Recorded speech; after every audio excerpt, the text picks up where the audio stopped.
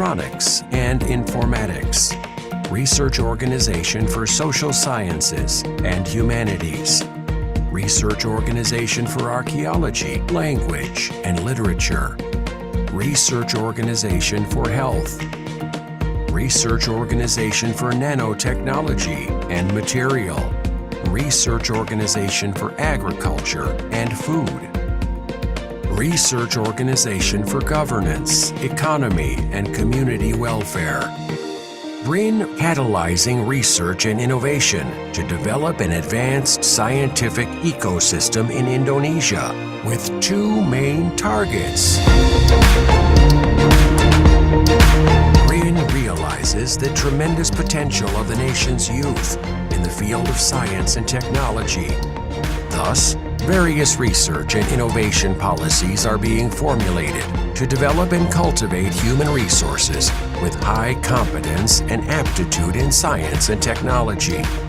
Creating many excellent programs is a form of BRIN's commitment to researchers, innovators, and the general population from various disciplines across the nation. The research and innovation ecosystem quality improvement in Indonesia is also realized through the collaboration of various ministries, institutions, domestic industries, and regional governments, to name a few, by forming the Regional Research and Innovation Agency, or RIDA. Moreover, cooperation with various foreign research institutions continue to be developed through active participation as member of various organizations and international forums.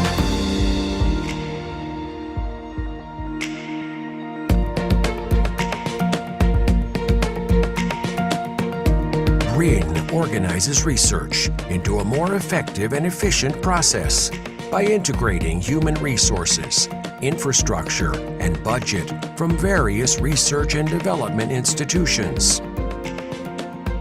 Oriented by a national research priority, BRIN routinely enacts comprehensive evaluations from various research and development institutions. This effort is supported through the continued management and improvement of various research and innovation facilities located across 17 regions of Indonesia, dedicated towards the development of science and technology. BRIN continues to improve our contribution to research and innovation towards national development by developing and revitalizing 4 areas of science and technology, or KST. An integrated area consisting of research laboratory facilities, testing laboratories, and industrial facilities for both startups and SMEs, tenant office rooms, co-working space, meeting rooms, gallery rooms, and other supporting facilities.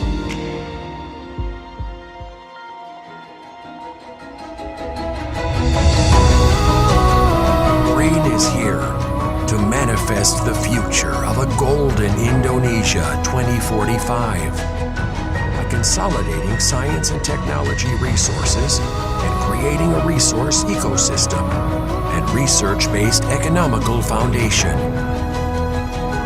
Transforming Indonesia as a global reference in the development and application of science and technology practices and the good of humankind. Nature is the source of inspiration.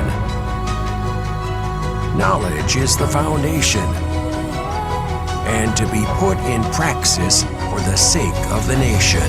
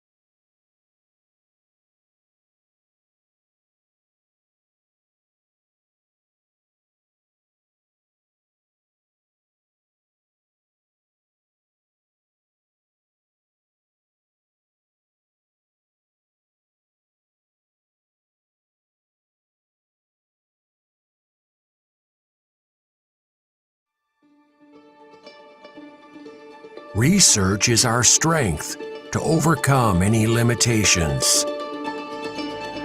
Innovation is the guiding vision that drives us towards the future. We cannot face this alone. We must stand together to make our vision a reality. Growing strong upon the land of Nusantara, a magical place filled with miracle and wonder. A land spanning 2 continents and 2 oceans, rich in culture and biodiversity. We and Indonesia are the necessary combination to realize the grand visions of the future.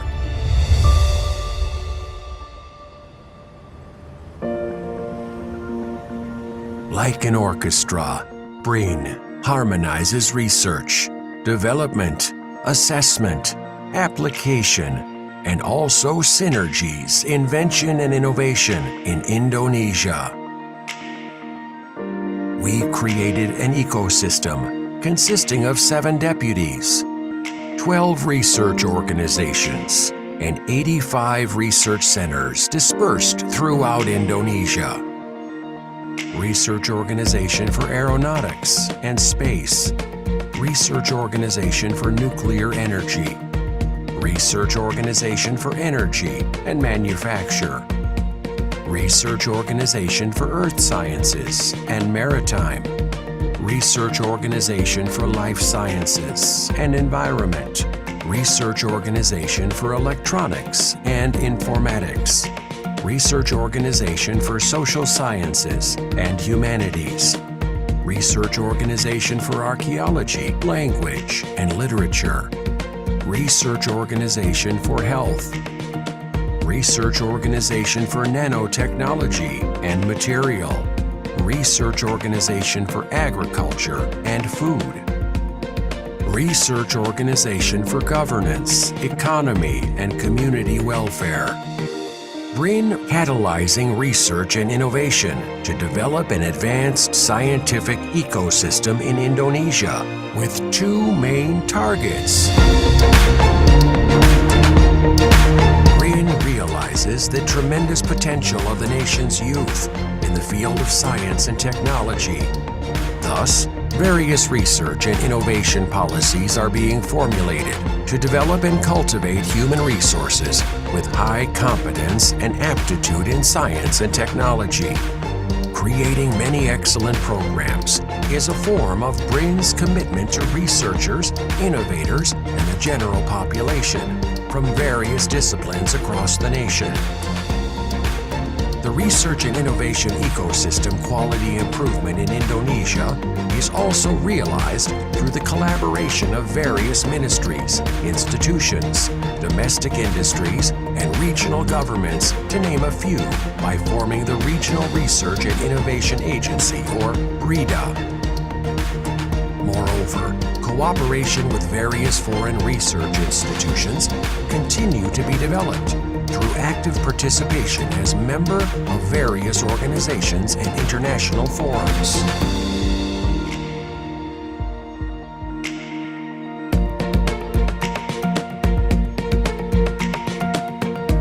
BRIN organizes research into a more effective and efficient process by integrating human resources, infrastructure, and budget from various research and development institutions.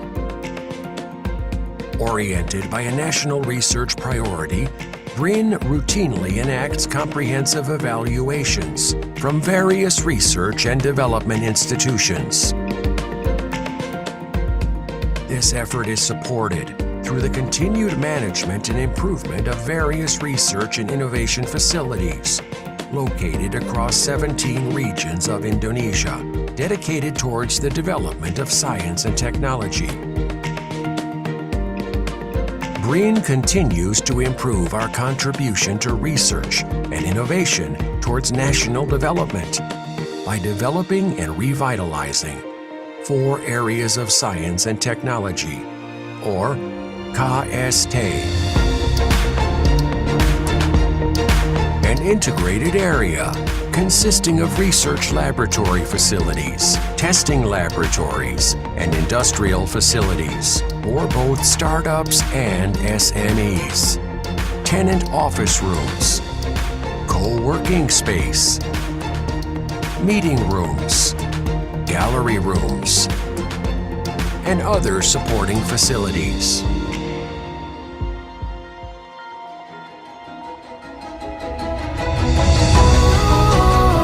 BRIN is here to manifest the future of a golden Indonesia 2045 by consolidating science and technology resources and creating a resource ecosystem and research-based economical foundation.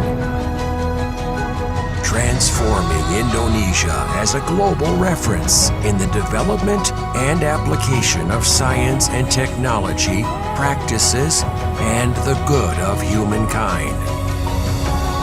Nature is the source of inspiration. Knowledge is the foundation, and to be put in praxis for the sake of the nation.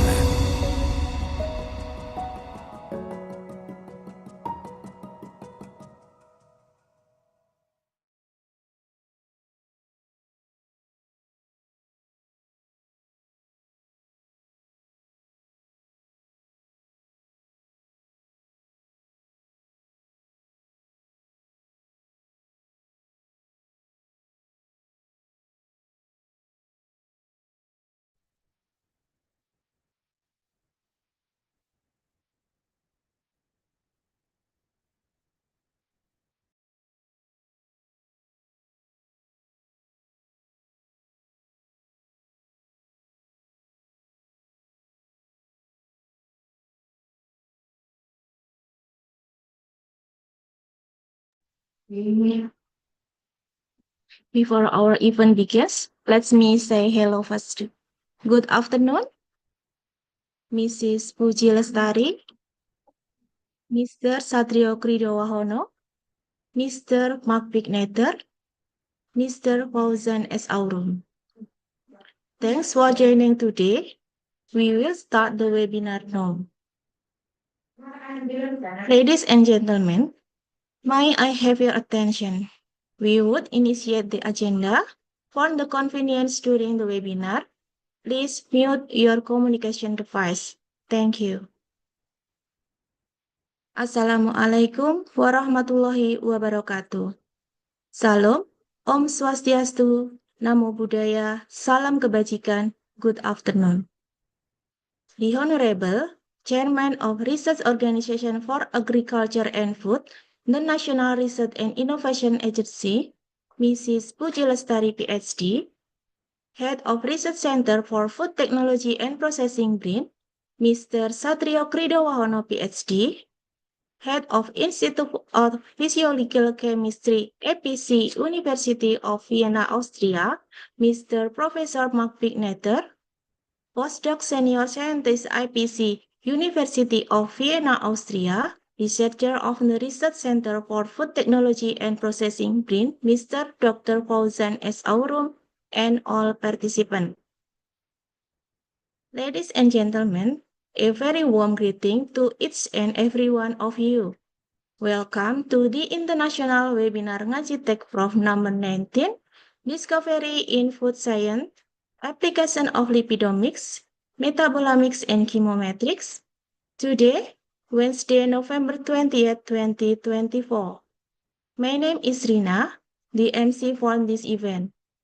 On behalf of the organizing committee, we extend our appreciation for your presence today. The webinar is conducted virtually and live from Zoom webinar room and official YouTube channel of BRIN Indonesia.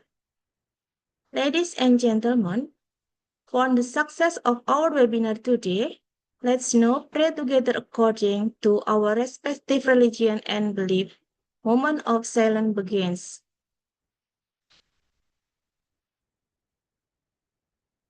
Thank you. Please be prepared for the first agenda today, the National Anthem Indonesia Raya.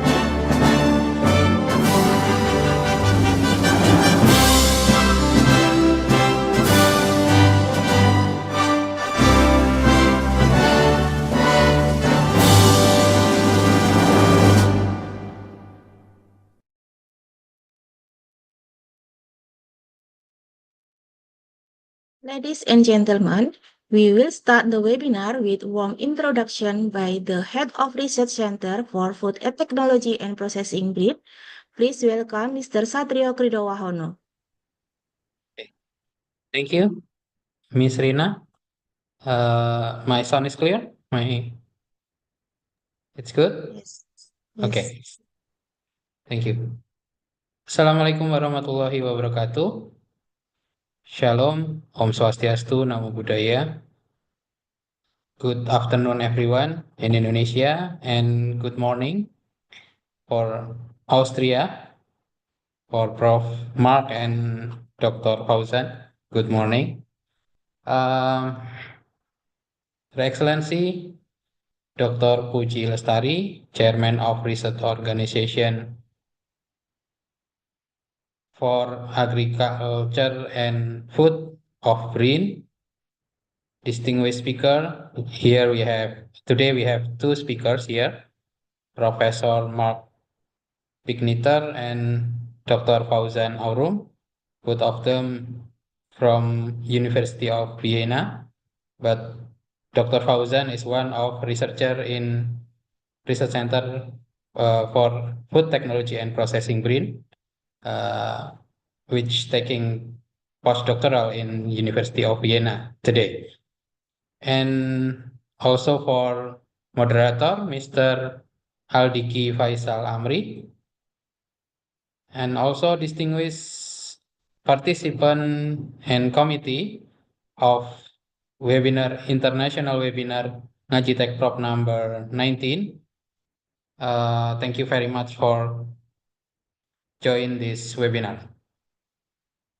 Firstly, I would like to welcome and express my gratitude to all of you, the speakers, the participant, and also for the committee. So this international webinar, NgajiTekProP number 19, can conduct in very well and very smoothly today.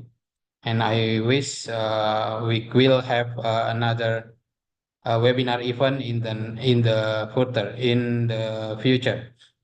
And the second one, I would like to send special appreciation for for Indonesian soccer team that last night we get a new record by defeated Kingdom of Saudi Arabia 2-0. It's make us very proud, make Indonesian people very proud, and also for Indonesian soccer fan have a good mood today. Okay, as the part of my welcoming speech today, I would like to introduce Research Center for Food Technology and Processing.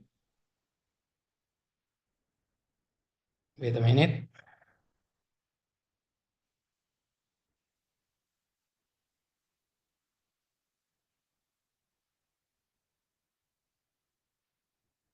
Yep. Today, the webinar NgajiTekProP number 19 about discovery in food science application of lipidomics, metabolomics, and chemometrics, hosting by Research Center for Food Technology and Processing of BRIN, which located as the official official home base in Gunung Kidul, Yogyakarta, in the central of Java Island. It's about 32 kilometers from the center of city of Yogyakarta.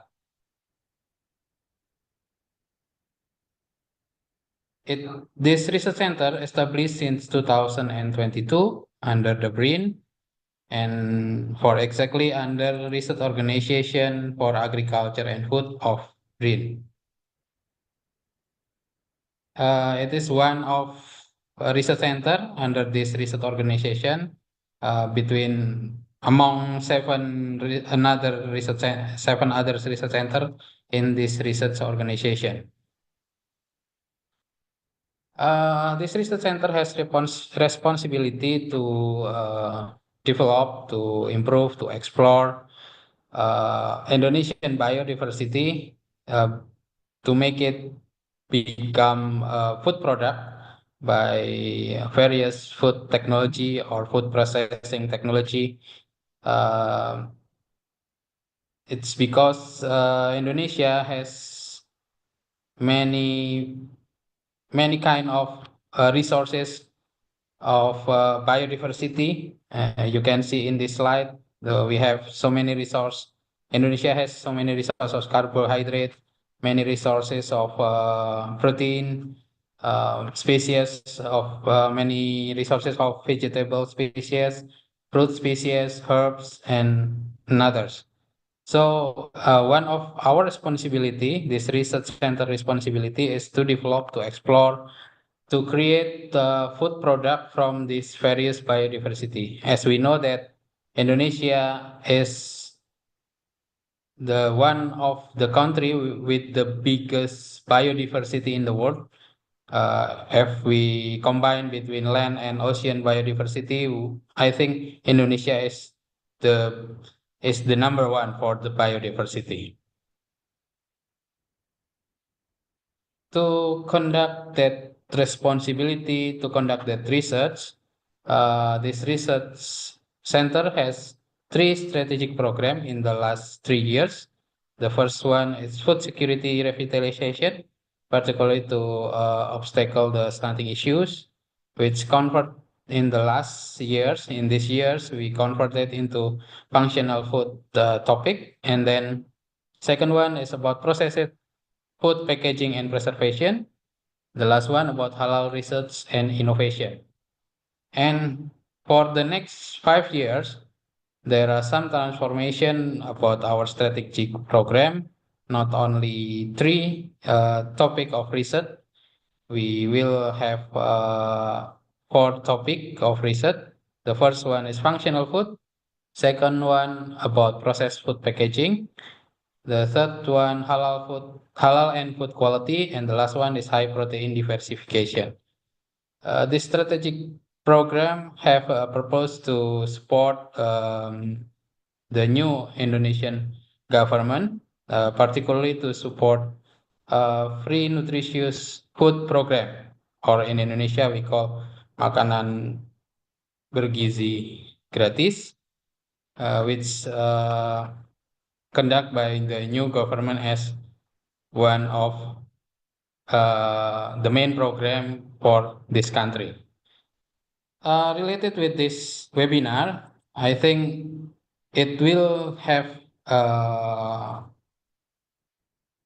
good connection with at least at 2 or 3 strategic program here. The first one about functional food, particularly about how we can create nutrition for precision health, maybe, and the second one for halal and food quality, maybe particularly in detection research about halal or detection for food quality, and the last one about high protein diversification.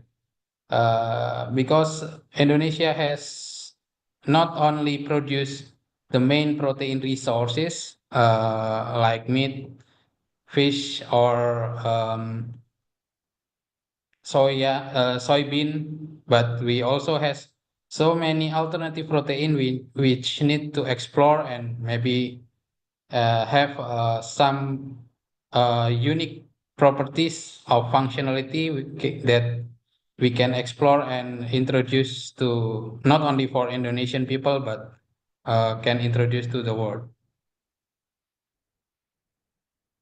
To conduct that program, this research center has 100 to 126 active researchers now. It's divided into 16 research group. Dr. Fauzan involved in this one, estate food process technology, under Dr. Nendyo Adiwibowo in BRIN, but in Vienna, of course, he worked under Professor Mark. And in the last 3 years, we also already produced more than 600 international publication, journal, book, or proceeding, and around 100 patents already produced from this research center. And so many prototype of product related with food or technology for supporting food technology and processing, as you can see in the left side of this slide. And some of that pattern that we already produced in the last 3 years, some of them already licensed by industries. And hopefully, I wish in the future, there are more technologies, there are more prototype of product, there are more patent can be licensed by industries or maybe can utilize by the people, particularly to develop Indonesian economic growth in food in the future. This is our research Dengan facility mengucapkan in Gunung Kidul, Jakarta. Bismillahirrahmanirrahim, fasilitas riset pangan di Pusat Riset Teknologi dan Proses Pangan, Badan Riset dan Inovasi Nasional sebagai laboratorium rujukan riset halal Indonesia, saya nyatakan diresmikan.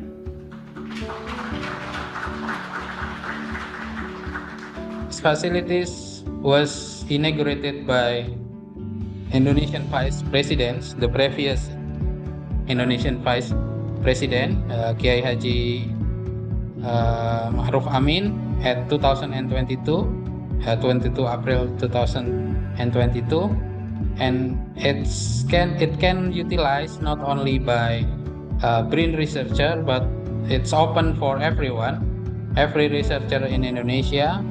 Maybe for students also, it's open to utilize this facility, and also for the overseas researcher. We are very welcome if you can collaborate with us to develop research in food technology and processing in further. As I mentioned before, that we already produce so many output in research. We also have some strategy to deliver technology or to transfer technology, except by license to industries. One of them, we have a webinar series. Until last year, we have a webinar series until series number 15, with one international webinar series at NgajiTekProP number 11. NgajiTekProP means ngaji teknologi dan proses pangan in Indonesia. In English, we can say it's a review in food technology and processing.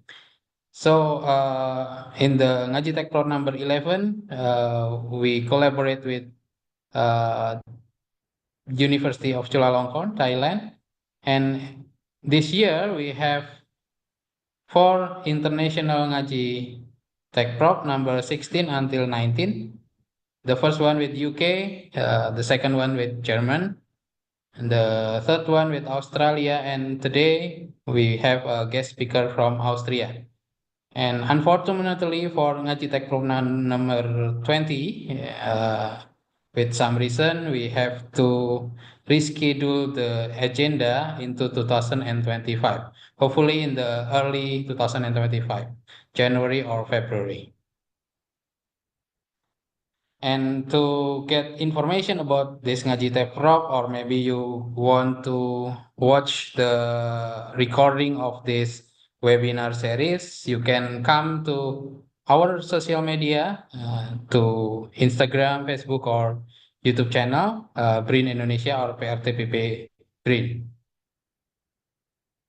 Okay, this is the last slide. Finally, on behalf of the committee of this webinar, I do apologize if there is inconvenience or shortcoming in this event, and also I wish you can get a fruitful discussion from this webinar and get more inspiration, more idea, and maybe you can collaborate with us to develop technology in food technology and processing, particularly utilize Indonesian biodiversity resources.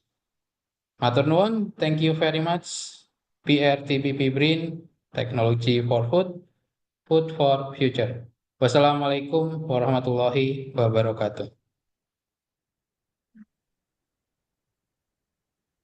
Matur nuwun. Thank you, Mr. Satria. Don't forget, we remind you to fill in the attendance link that we have included in the chat column and fill in the evaluation link that we will share at the end of the activity as a requirement to get a certificate. The next agenda is welcome speech from the Chairman of Research Organization for Agriculture and Food BRIN and officially open the webinar. Please welcome Mrs. Puji Lestari, PhD.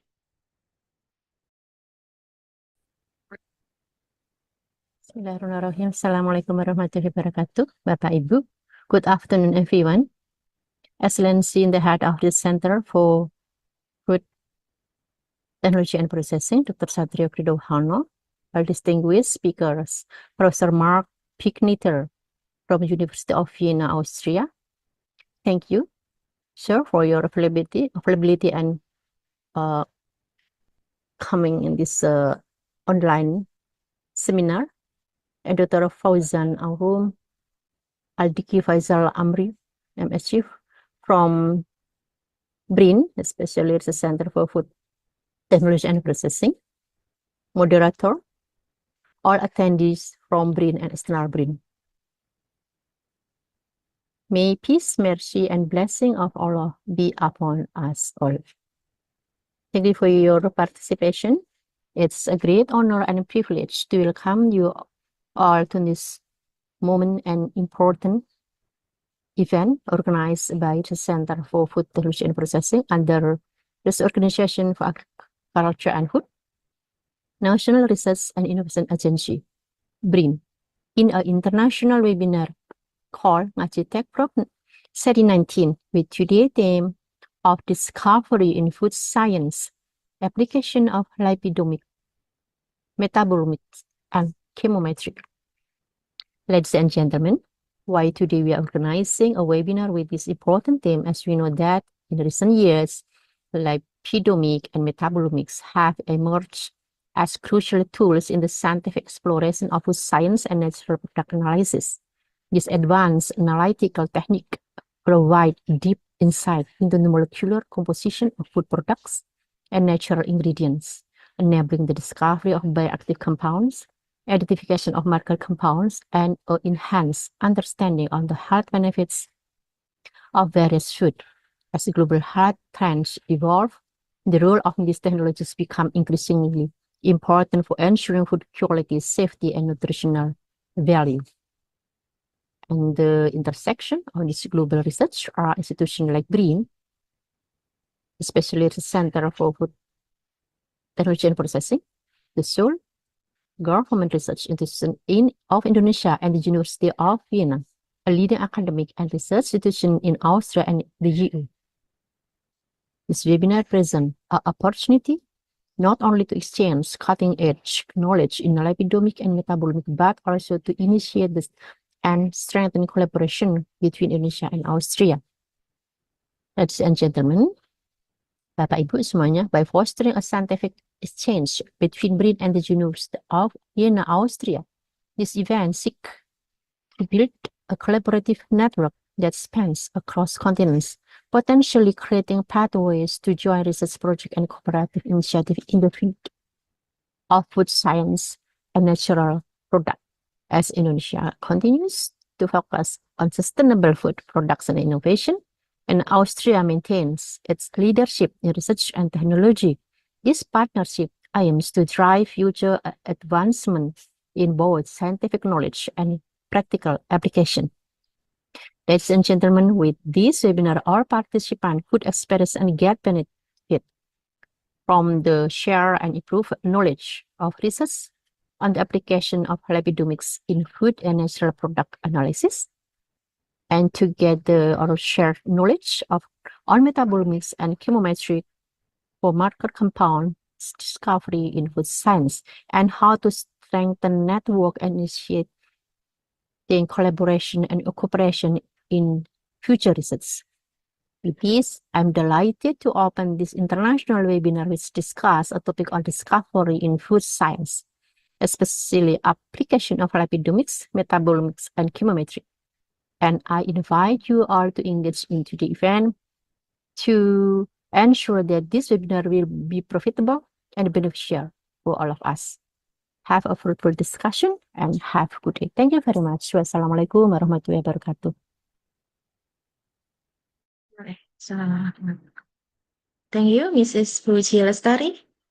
Ladies and gentlemen, we will have the documentation session for all participants. Please open your camera and our host will take the documentation. Please smile nicely. Ready? Okay.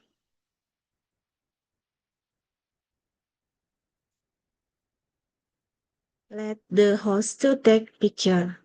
Please open your camera.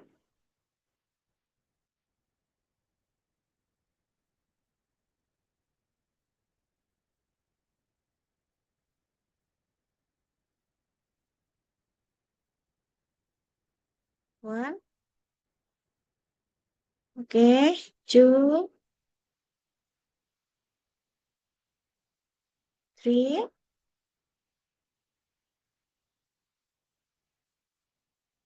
Four.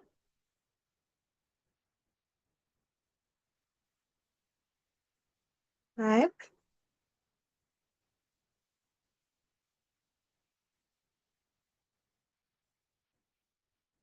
Six. Seven.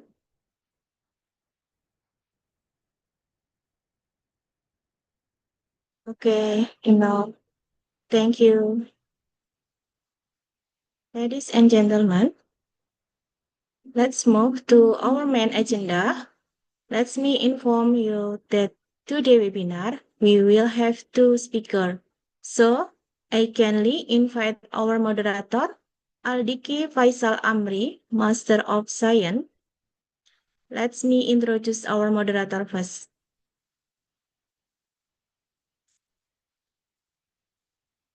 Mr. Aldiki is a researcher in the Research Center for Food Technology and Processing BRIN, who has a focus of expertise in the field of agri-industrial technology. In general, in this expertise focus on exploration or application technology to increase the added value on an agriculture product, by especially focusing on exploring the development on plantation product functional like processed coffee product. Mr. Aldiki, time is yours. Test is my sound clear? My voice clear? Mr. Rina? Yeah. Mrs. Rina? Yeah, okay. Thank you, Mrs. Rina, for the time. Firstly, I want to Assalamualaikum warahmatullahi wabarakatuh. Good morning and welcome to both of our speakers, Professor Mark and Dr. Fauzan in Austria. And good afternoon and welcome all the distinguished participants of today's webinar. My name is Aldiki Faisal Amri. I am a member of the Estate Food Processing Technology Research Group in the Research Center for Food Technology and Processing. Now, it is an honor for me to serve as your moderator for this 19th NgajiTekProP International Webinar. This webinar, my theme is Discovery in Food Science, Application of Lipidomics and Chemometrics. As Your Excellency Bu Puji Lestari, Chairman of Research Organization of Agriculture and Food had stated in the opening session, today's discussion revolves around two rapidly growing scientific approaches in food science, which are first, lipidomics is the systematic study of lipid in biological system, focusing on their analysis in food and natural product. Also, chemometric is the application of multivariate statistical methods to uncover marker compound in food science. So for that, we are privileged to host two outstanding speakers. The first speaker is Professor Mark Pigniter, an expert in lipidomics from University of Vienna, Austria. He is honored to be the head of the Institute of Physiological Chemistry, IPC, University of Vienna, Austria, since September 2023. And then second speaker is Dr. Fauzan Sigma Aurum, a chemometric researcher from the Research Center for Food Technology and Processing. He also a member in my research group. Before we begin this main session, please allow me to share a few announcements. First, participant microphone will remain mute throughout the session to ensure a smooth webinar experience. And should you wish to ask a question, please type it in the chat box, including your name and to the speaker to whom your question is directed. And this main session will run for approximately 120 minutes, including the discussion and Q&A session. And Q&A session will be addressed after the presentation session from all speaker has done. So before that, to all participants, you can prepare the question. Now, let us begin with our first speaker. Our first speaker is Professor Mark Pigniter. First of all, please allow me to present about his scientific career. Hello, Professor Mark. Are you? Is you have joined with us? Yes, good morning. Oh, good morning. Okay. First, let me present about your scientific career. He is honored to be the head of the Institute for Physiological Chemistry at the University of Vienna, Austria, since 2023. And since this month, November 2024, he has also been honored to be a full professor in analytical food chemistry and food development and at the same university. Congratulations for that. And he is a renowned lipidomic expert focusing on analyzing lipid compound in food and natural product, specifically in vegetable oils. And one of his breakthrough work was he had managed to efficiently transfer bioactive compound from linseed into oil by a sustainable and natural production process. By his work, Professor Mark Pigniter has birthed an innovation that has revolutionized the edible oil industry by enhancing the shelf life and making the product to have a more pleasant taste profile. This breakthrough also led Professor Mark Pigniter and his team to founding a startup called the Lipid Legend. With all the effort, the startup also awarded the Regal Startup Pitch Award in 2024. Wow, it is amazing achievement, sir. Today, Professor Mark will deliver a presentation titled Application of Lipidomics in Food and Natural Product Analysis. He will inform us about how lipidomics can be utilized to understand the lipid composition in food and natural products, and also apply its scientific knowledge to produce more sustainable practical products. So without further ado, welcome Professor Mark Pigniter. How are you?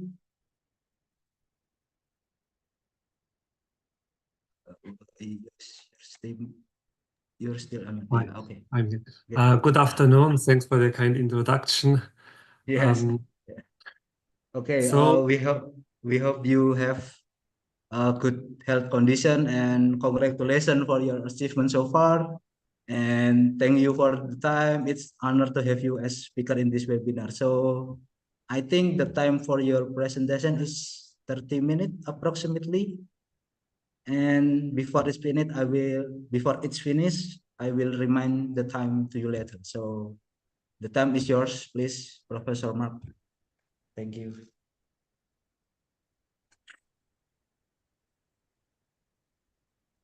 Mm.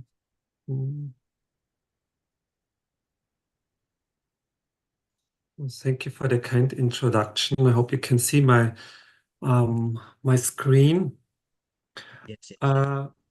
Great. So thanks. First of all, I would like to thank you for the really kind invitation to this webinar, and I also want to like to thank the organizational and the scientific committee.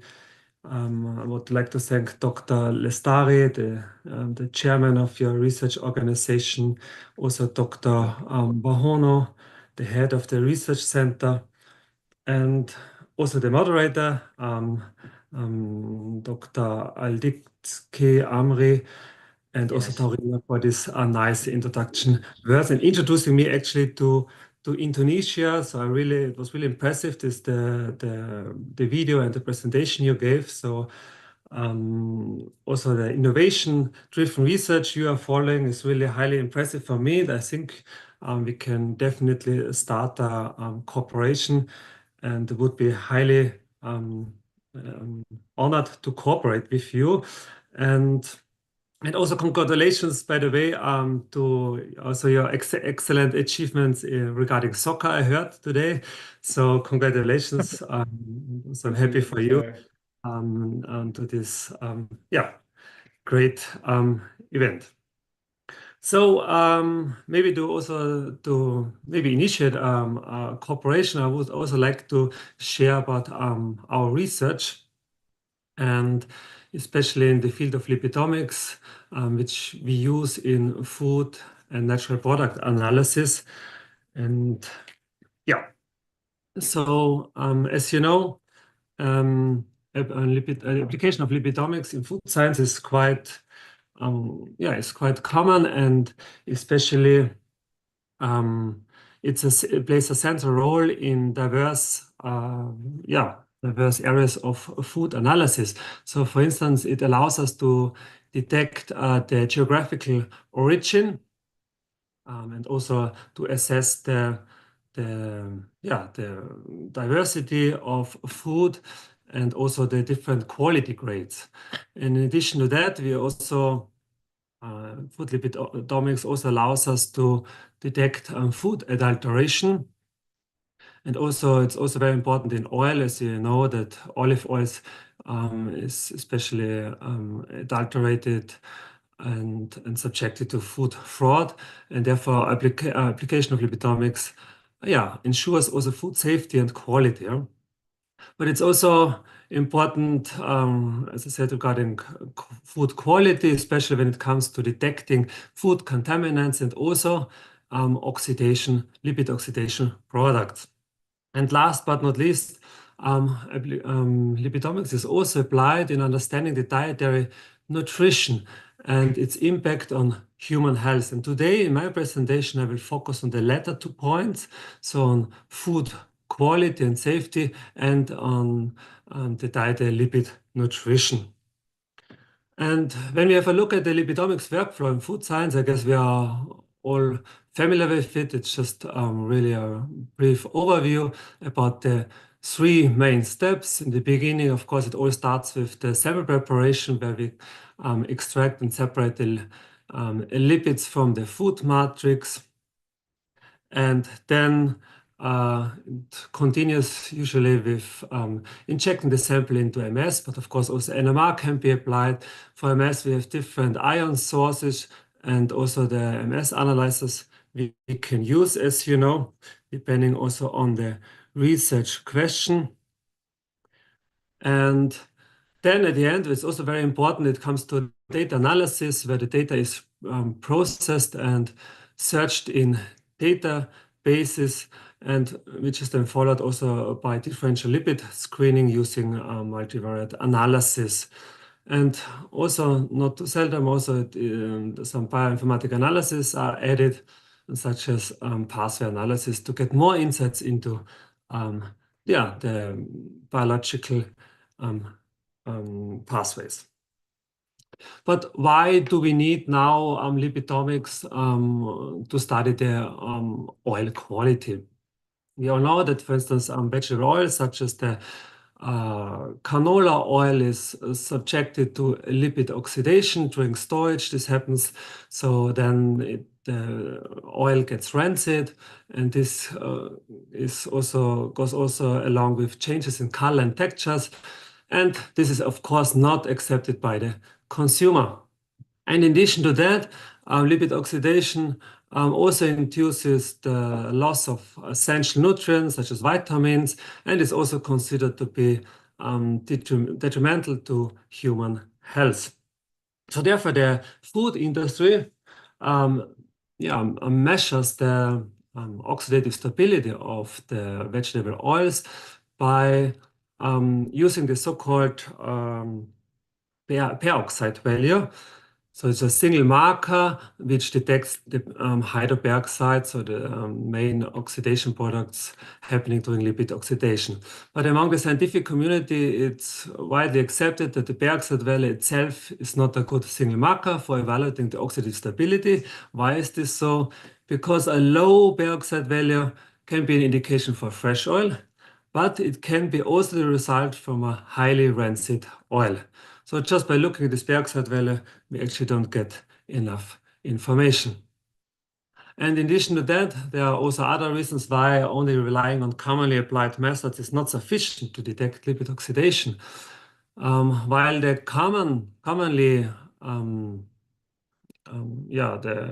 the traditional lipid oxidation process, which you can see here in the center of the scheme, can be well described by traditional methods. There are some hydrogen abstraction independent passes, which you can see on the right and on the left-hand side, which are currently completely ignored in routine analysis. So for instance, epoxides can be formed directly from this peroxyl radical, so without the generation of hydroperoxides. So if we only look at hydroperoxides, as we are currently doing, and its decomposition products, we miss out a great portion of pathways that are also occurring. So therefore, there's an urgent need to develop new methods to detect all classes of lipid oxidation products, also for routine analysis. And with such a multi-analyte approach, we call it oxidomics, you can cover basically all oxidation reaction products that are formed in a food system. And oxidomics was actually recently coined and based on lipidomics. And as I said, it covers, it aims to cover all oxidation products in a defined system. And recently, we also suggested that oxidomics should not only cover the chemical profile, but also the physical properties or the sensory qualities and the nutritional value of a food sample to holistically evaluate the food quality, and aiming also for targeted protective approaches by applying some special techniques. So we employed oxidomics using LC-HRMS to analyze oxidized triacylglycerols in canola oil. And we were interested in studying the impact of in vitro digestion on the profile of these main oxidized lipids in the canola oil. In addition to that, we also aim to study the inflammatory impact of these oxidized triacylglycerols in vivo using a lipidomics approach. And here you can see a dot plot of the results received from this comparative study between the heated and the non-heated canola oil. Yeah? And each dot represents a feature that was either up or down regulated due to the heat treatment of the canola oil. And the size of these dots give you an indication about the extent of the formation of this oxidation product. When we have a closer look, we can see here that we identified not only the hydroperoxidized triacylglycerols in canola, but also others. Especially here, I want to focus on the epoxidized triacylglycerols. And as you can maybe imagine, was quite challenging because there's no database available for oxidized food lipids. So therefore, we had to manually assign also all the fragments we obtained for proper identification of these oxidized triacylglycerols. Here in the middle, you can see some selected MRM chromatograms of this epoxidized, indicated with O, triacylglycerols we detected for the first time in canola oil. And also here on the right-hand side, you can see some quality quantifiers we used for these oxidized triacylglycerols. What we could see is that the majority of the hydroperoxide, indicated here with OOH, increased upon heat treatment of the canola oil at 180 degrees Celsius for up to 60 minutes. This was somehow expected. On the other hand, if we now have a look at the epoxides, here indicated with O, you can see the opposite effect. So the epoxide concentration decreased upon heat treatment, which was actually not expected. And what was also very interesting for us is to see that the concentration of the epoxidized triacylglycerol in the fresh canola oil, so at time point 0, was way higher than the concentration of the hydroperoxide, as you can see here when looking at the y-axis. So this was actually quite new. So the most abundant lipid oxidation products found in fresh canola oil was not the hydroperoxide, as expected and has been known so far, but the epoxides, yeah, and no one is looking at the epoxides. This was quite very interesting. So epoxides seem to indicate early lipid oxidation and also need to be considered when it comes to evaluating the quality of dietary lipids. And based on this research results, we came up with a proposed mechanism how this could be formed. So there are basically two pathways: the hydrogen abstraction pathway, which where the epoxide is formed via this hydroperoxide, but there's also the alternative pathway, the hydrogen abstraction independent pathway, where the peroxide radical directly attacks the double bond to form an epoxide without the generation of hydroperoxides. So relying only on the hydroperoxides might underestimate the lipid oxidation. And using this oxidomics approach, we could identify for the first time, as I told you, epoxidized triacylglycerols in fresh canola oil. And what is more, we developed a method where there is no need for any hydrolytic or derivatization steps, which is actually a huge advantage in the field of lipid oxidation, because oxidized lipids are highly sensitive to these harsh hydrolytic conditions. So with our method, we are not only looking at hydroperoxides, but we also consider other oxidation products, especially the epoxidized triacylglycerols. And therefore getting a much more complete picture of the food quality. And recently there was also a study showing that epoxides are consumed actually in a quite high amount, and thereby by far exceeding the threshold of toxicological concern per day. You can see we consume roughly 100 milligram per day, but the threshold for the toxicological concern is far, far below, so 0.1 milligram. So it is a bit concerning. But we also know that our body has a lot of detoxification pathways, so that the lipid epoxides, which are actually highly reactive, which would or could then intracellularly also form some adducts and lead to cellular dysfunction. But as I said, there are some detoxification pathways where the lipid epoxide could be converted to the free fatty acid, to glutathione conjugates, or to diols. But what is not known at all is the fate of these dietary epoxides in the gastrointestinal tract.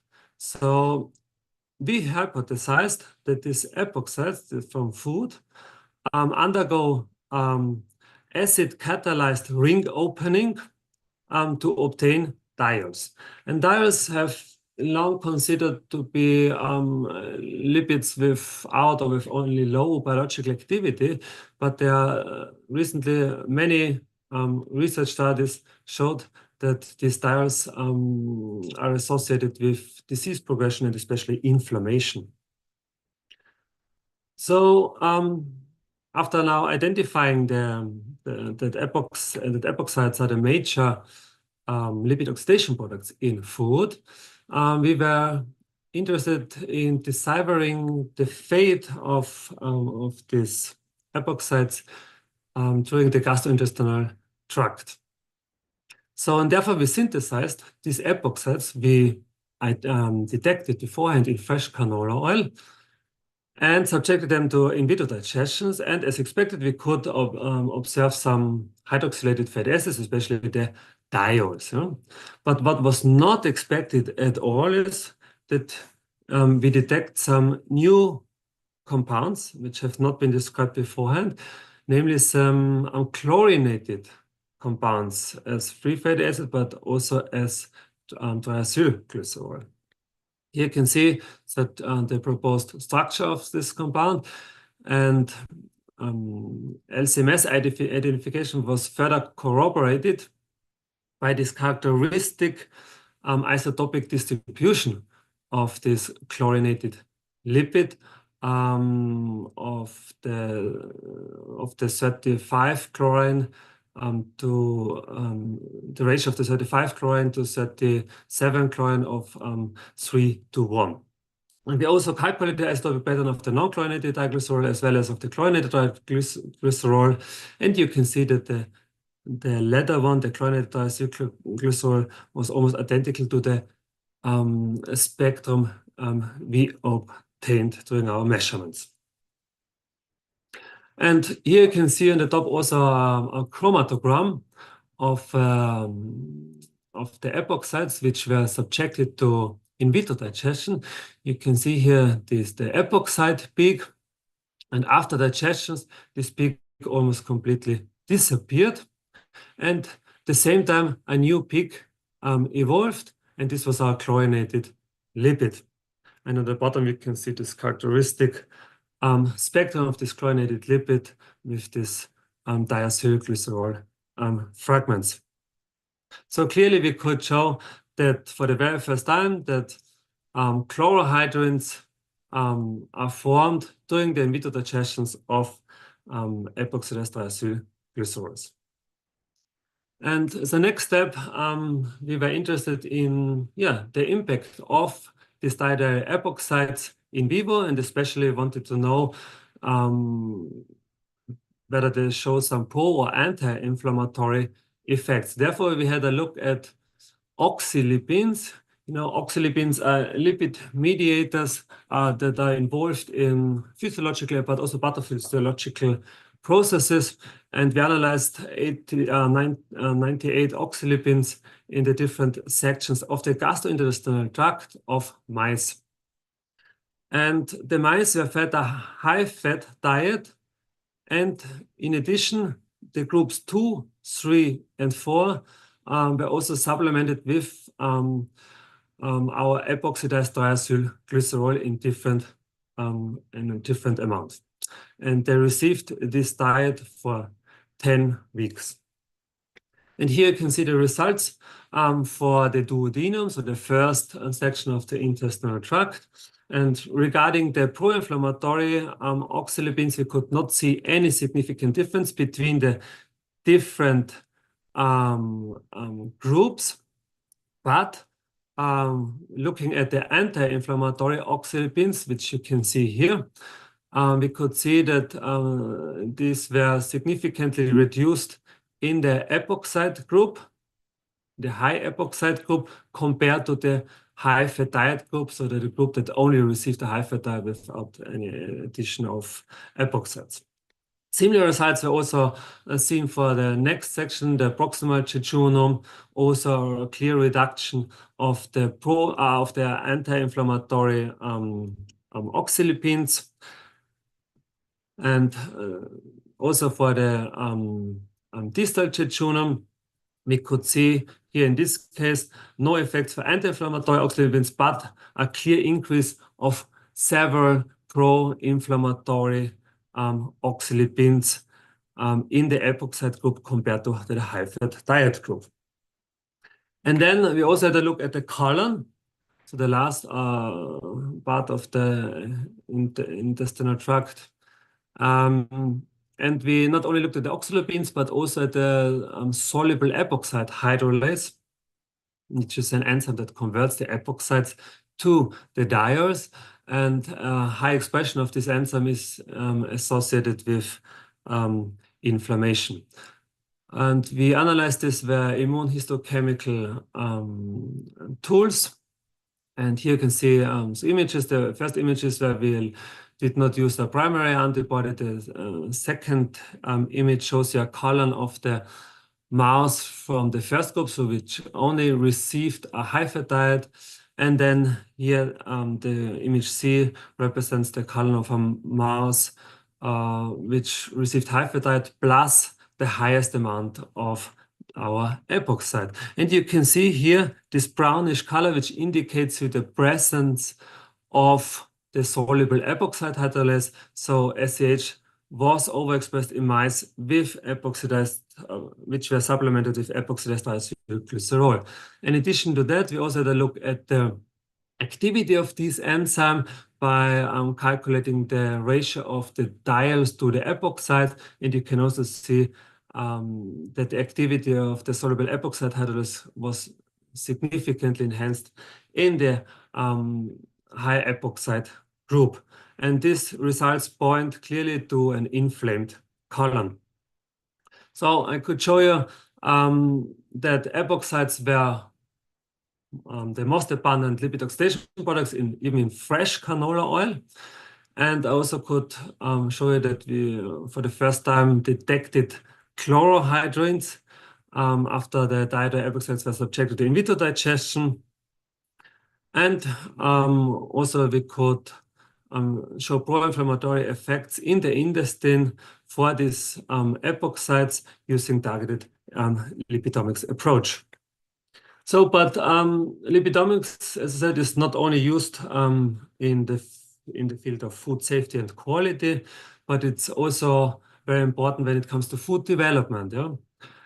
And as Dr. Alditsky also said, we are also doing research with flaxseed oil, and we all want to live actually in a perfect world, and this means that the customers has some requirements when it comes to omega-3 rich oils such as flaxseed oil. So they should of course taste good, because otherwise no one would buy this product.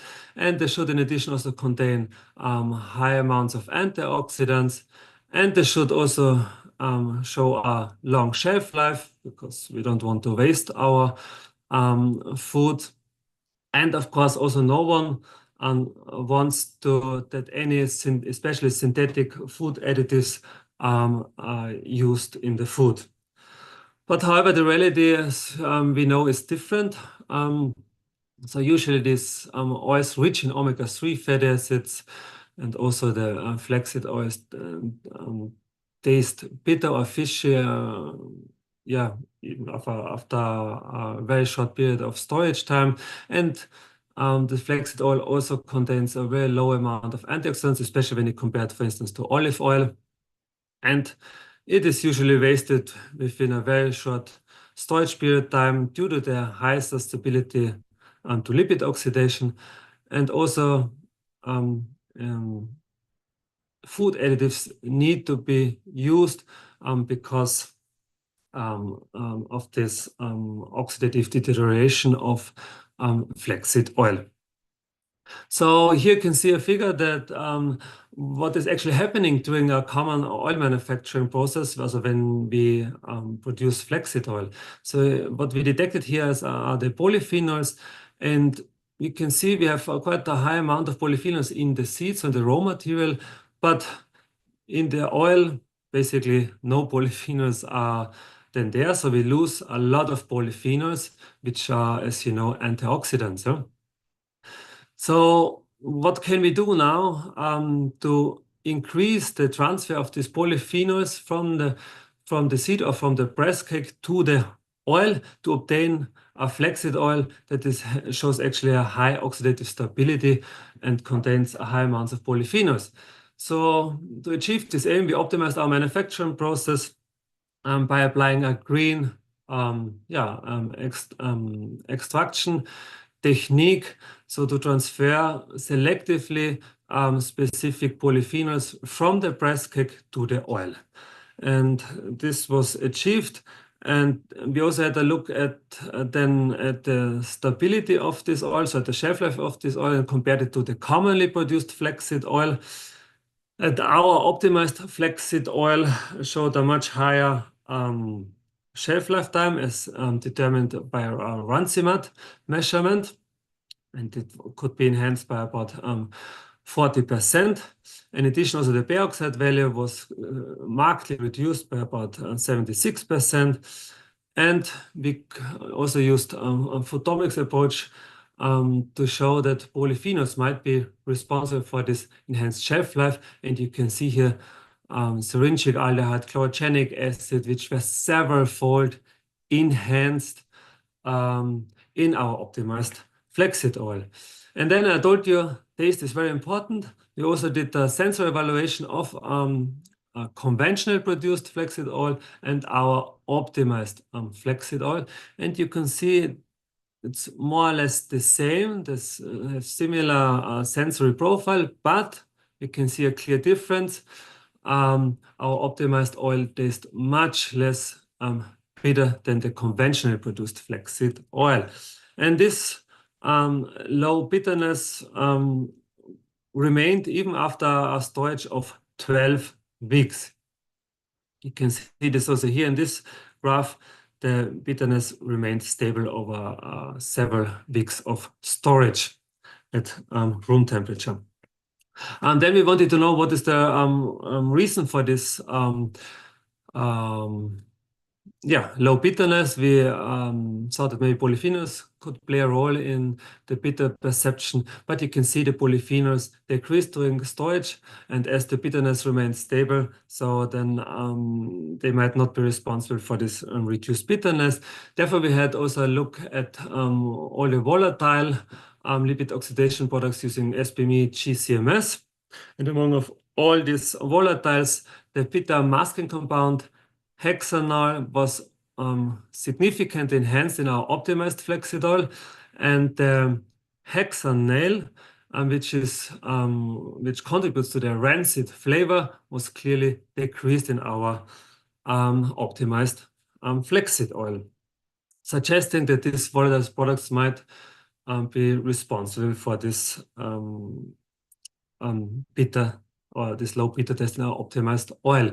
So with this, I could hopefully introduce you to our new novel and green approach to leverage polyphenol transfer from byproducts of the oil production. And with this, we could significantly improve the shelf life, the nutritional quality, and also the sensory attributes of the flaxseed oil.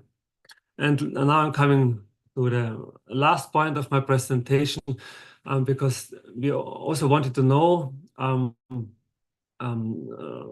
more about the effects of consuming our optimized flaxseed oil on the oxidized lipids in human plasma after the individuals were asked to do some high intense interval training. So with this, we wanted to elucidate the impact of our optimized flaxseed oil on the lipid oxidation in human plasma, and how we can with nutrition affect the exercise recovery. And here you can see the study design. So we recruited 24 volunteers, and they received our optimized flaxseed oil, and 2 hours later they did some exercise for 30 minutes. And at different time points, blood samples were withdrawn. So before the flaxseed oil consumption, then before the exercise, and then immediately after the physical activity, and 50 minutes later.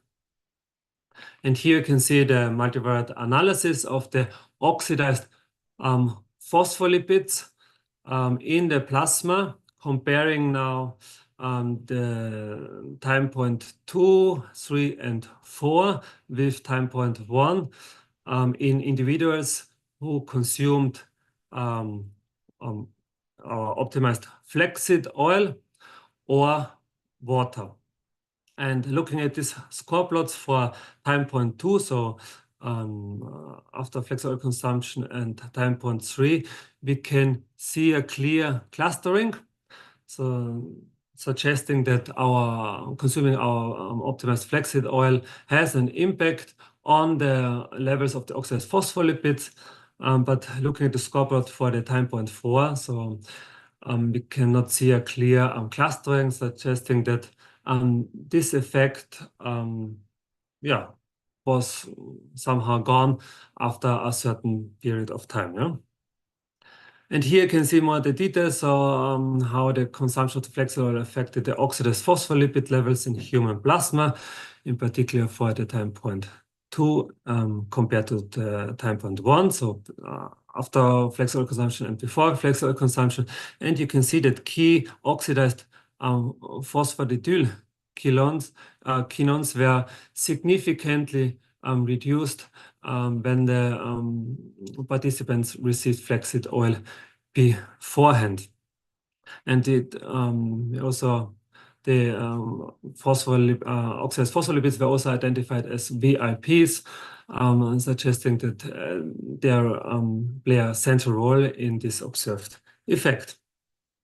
And we also, the consumption of the flaxseed oil also affected the oxidized phospholipids immediately after the high intense interval training.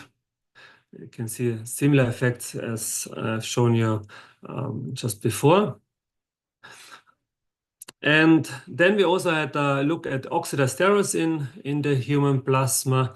And we can also see a similar picture, also these oxidized cholesterols, so 7-beta hydroxycholesterol, ketocholesterol, and the 25-hydroxycholesterol. They were significantly affected by consuming our optimized oil. And yeah, you can see a clear reduction. And so with this, I already come to the conclusion because time flies by actually. So I hope I could show you that with our optimized, the optimized flaxseed oil, ameliorated the exercise-induced oxidative stress, and in particular, the plasma levels of the cholesterol oxidation products were markedly reduced after physical activity due to consumption of our optimized flaxseed oil. And in addition to that, also the levels of oxidized phospholipids could be lowered by the optimized flaxseed oil, and this was even independent of the physical activity. So the overall conclusion now is that lipidomics is crucial for evaluating food safety and quality by detailed analysis of lipid oxidation markers in vegetable oils, but it also supports us in food development by optimizing processing and storage conditions to improve the oil stability and shelf life. And lipidomics also facilitates studying the effects of the dietary lipids on human health, and in particular regarding the oxidative stress and inflammation. So with this, I would like to thank my whole research group, and especially the PhD student Matthias Strauss, and also Dr. Fasan Arum, who did the major part of all these experiments I showed you today. And also would like to thank our cooperation partners from academia and industry. And last but not least, of course, also the funding agency FWF and FFG. And thank you for your attention. And I'm happy then to receive your questions then later on. Thank you. Okay, thank you, Professor Mark, for the comprehensive presentation. Now, I would like to reminder to all of the participant of this webinar, you can prepare the question in the chat box and type for whom your question will be directed. Once again, thank you, Professor Mark, for the insightful presentation. It is a very interesting topic. Let's us now proceed to our second speaker. Our second speaker is Dr. Fauzan Sigma Aurum. So, hello, Dr. Fauzan, are you here? Okay. Hello. Yeah, thanks. Thank you.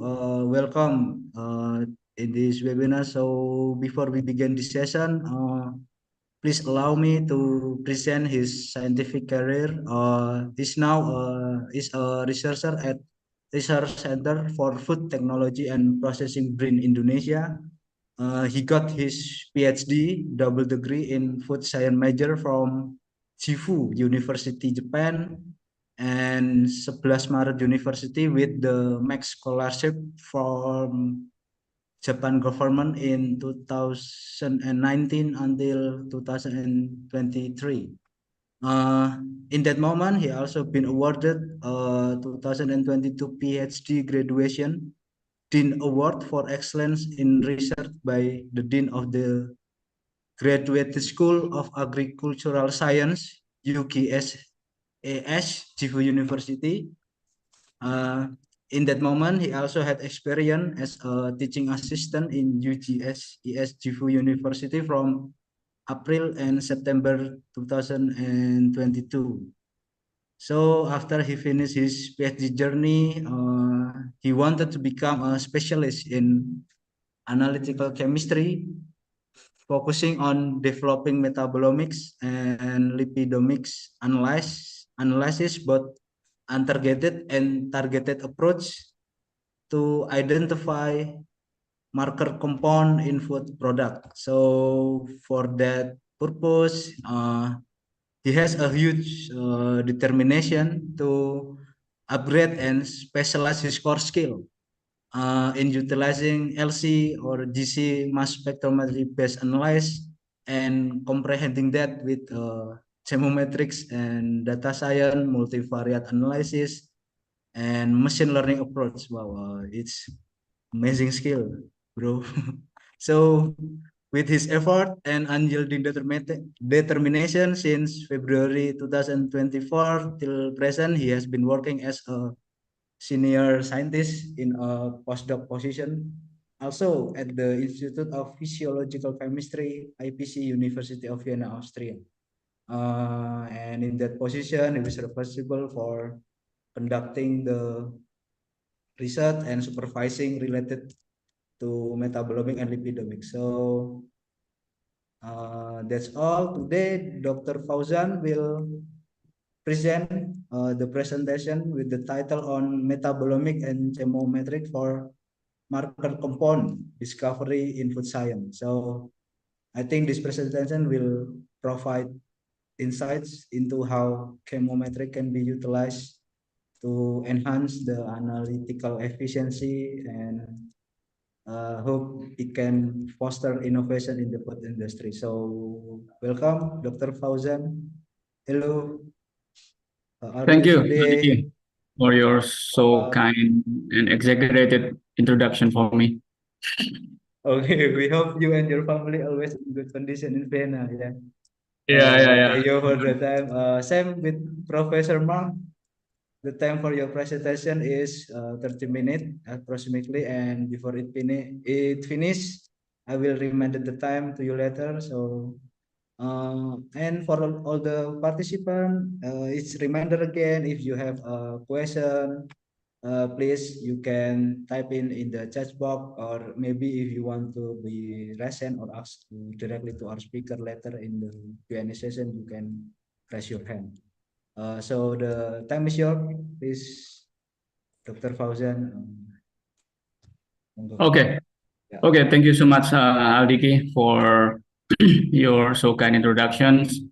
And thank you so much, Dr. Satrio Pridowahono, the head of the Research Center for Food Technology and Processing in Yogyakarta, Indonesia. And of course, I would like to thanks a lot to my PI, Professor Mark Migneter, for his opportunity to share with us the latest knowledge in the lipidomics study in the global world. And today, I will be giving a quick introduction for you and for us, just to remind ourselves regarding the metabolomics and chemometrics for marker compound discovery in food science. So I will be more focused in the chemometrics parts, machine learning, and data analysis. Okay.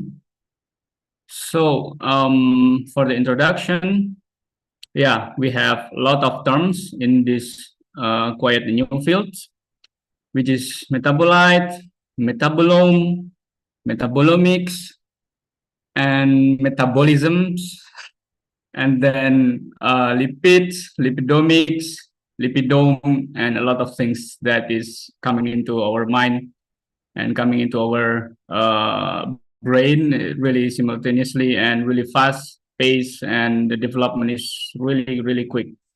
So we need to define itself regarding what is metabolites. So metabolites is the small molecules itself, and it is involved in the metabolic reactions. And the example of metabolites is the glucose, caffeine, phenols, chlorogenic acid, and fatty acids, just like everything in our food. And metabolome is the entire set of the metabolites. So entire set of metabolite in a system, which means, like for example, the human blood metabolome and then plant metabolome. And metabolomics is the study itself. The metabolomics is the study itself, the experiments, and then the research and the study of chemical process involving metabolites, and then related to the metabolome. So it's more like chemical fingerprinting and identifying biomarker for food quality, and then pathway analysis and novel compound discovery. So this is the metabolites, this is the complete metabolome, and this is the metabolomics techniques, which is developing right now. And then chemometrics is something that is really required for the metabolomics data analysis. And a couple of decades ago, the Google chief economist, he said that, I keep saying the sexy job in the next 10 years will be statistician.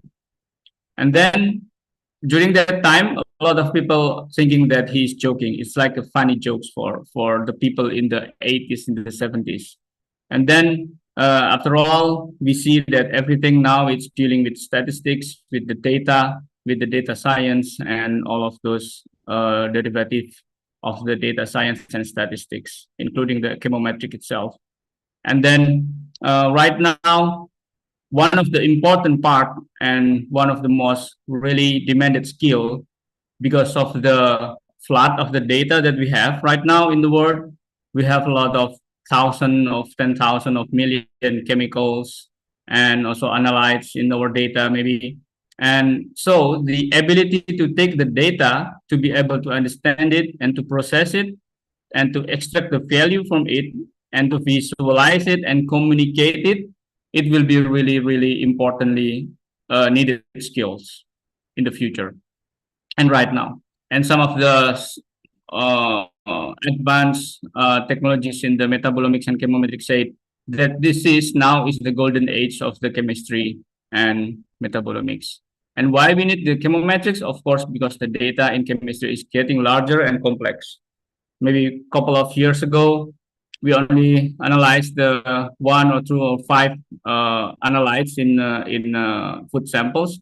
But right now, you can analyze together 1,000 of the analytes, 10,000 of analytes. And if you use the high resolution, you will get more than 10,000 of analytes in single injection. It's possible. And then, sorry, this is the chemical space of metabolomics, and this is really fast. If you check the data in the PubChem, Mass Bank, Food Database, Coconut, or Human Metabolome Database, or Lipid Mass, which is Mark already tell us about the lipidomics and things. And there are a lot of lipids that is curated in the lipid maps, 48,600 something. And then there are a lot of database that you can see and check how many compounds and chemicals are curated in there. And if we talk about the generated structures of the chemicals from the LC-HRMS, for example, then it will be millions of billions of the chemicals that can be detected in our analysis in these days. And then metabolomics approach is, maybe I hope all of you are already know about this. So the normal and really typical metabolomics data workflow is the starting from the extraction of the compound of interest that you like, and then normally you will go to the chromatographic separations or not. It can be also possible if you do the shotgun lipidomics or direct injections or something. And then after that, the mass spectrometry will be the real focal point in this case, in the metabolomics approach. And then in the mass spectrometry, you will get a lot of data and a lot of analytes, maybe identified, maybe a lot of them are unknown. And that's why the chemometric is playing around in here in the multivariate data analysis, because it's not only single variate, but it's multivariate, and now can be mega variate of data analysis can be possible. And yeah, there are two approaches, of course, in the metabolomics. That is targeted and untargeted analysis, and it's really different between the targeted and untargeted analysis. Targeted analysis is just like you go to your bathroom in here in Austria, not in Indonesia, and take the tap water and then drink it. But untargeted analysis, when it's coming to the rainy days in Indonesia or in Austria, now we are having raining in here, and then you open your mouth outside, or you put your bucket outside, and then you just take everything out of the rain itself. So you will get a lot of things, and you have to separate them, and you have to process them. So there are a lot of approach that you can do, like targeted analysis and untargeted analysis. So, and untargeted analysis is our main topic today, which is, it is more broad, and it will analyze and scan the entire metabolome possible according to the possibility of the analysis of the instrument. And then the goal can be the discovery of unknown compounds. And then the complexity of untargeted analysis is, of course, it will be really complex compared to the normal analysis. Wait, I'm looking for my laser pointer. Okay, here. And then right now, the trend is going to the hypothesis generation analysis rather than the hypothesis-driven analysis. And this is the example of the chemometrics process and spectral matching. For example, this is the chromatogram of an analysis of a coffee sample from Indonesia, from Bali. And then it is analyzed with high resolutions, and we detect a lot of unknowns, 5,000 of unknowns, and identified compounds from the database is around 200.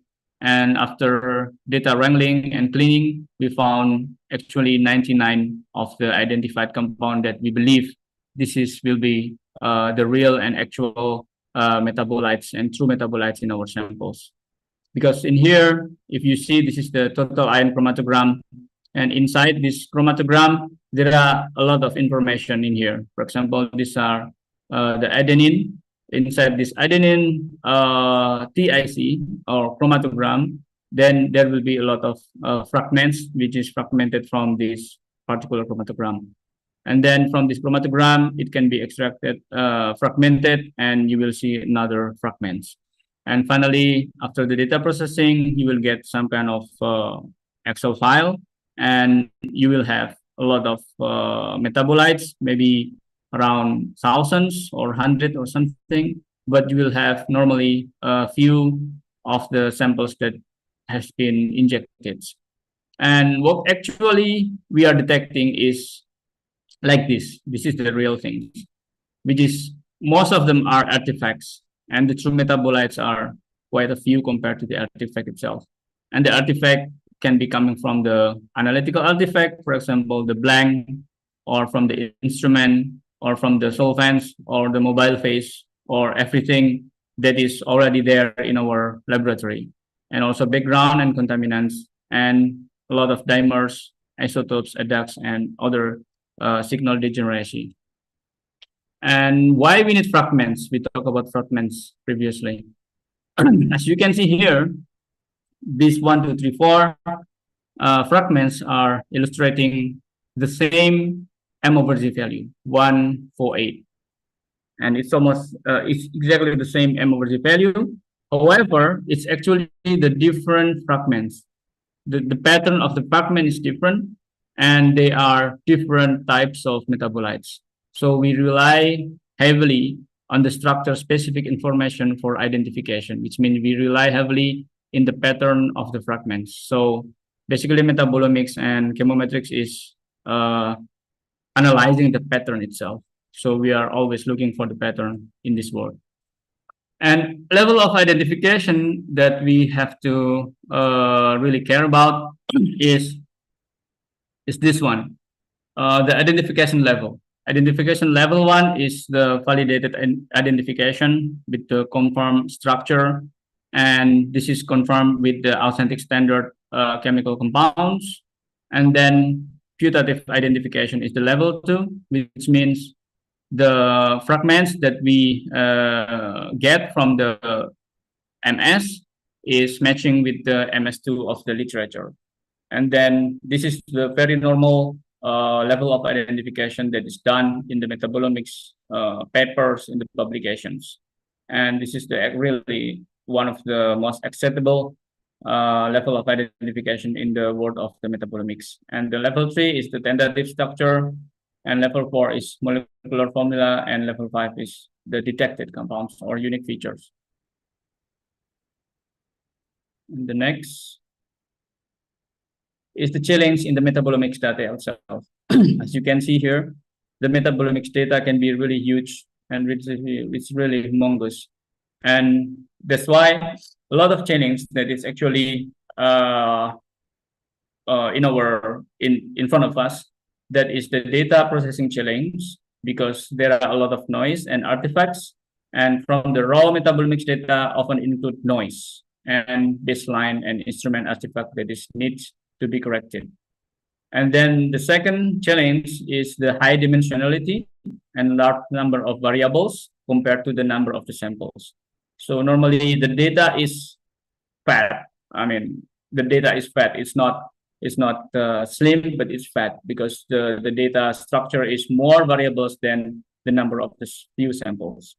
And that's why, because of so many features, it's risk to the problem of overfitting.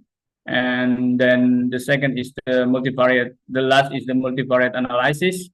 It needs quite trained people to understand what is the meaning of these models, what is the translation of this pattern recognitions, and what is the interpretation of the pattern grouping in the data and something like that.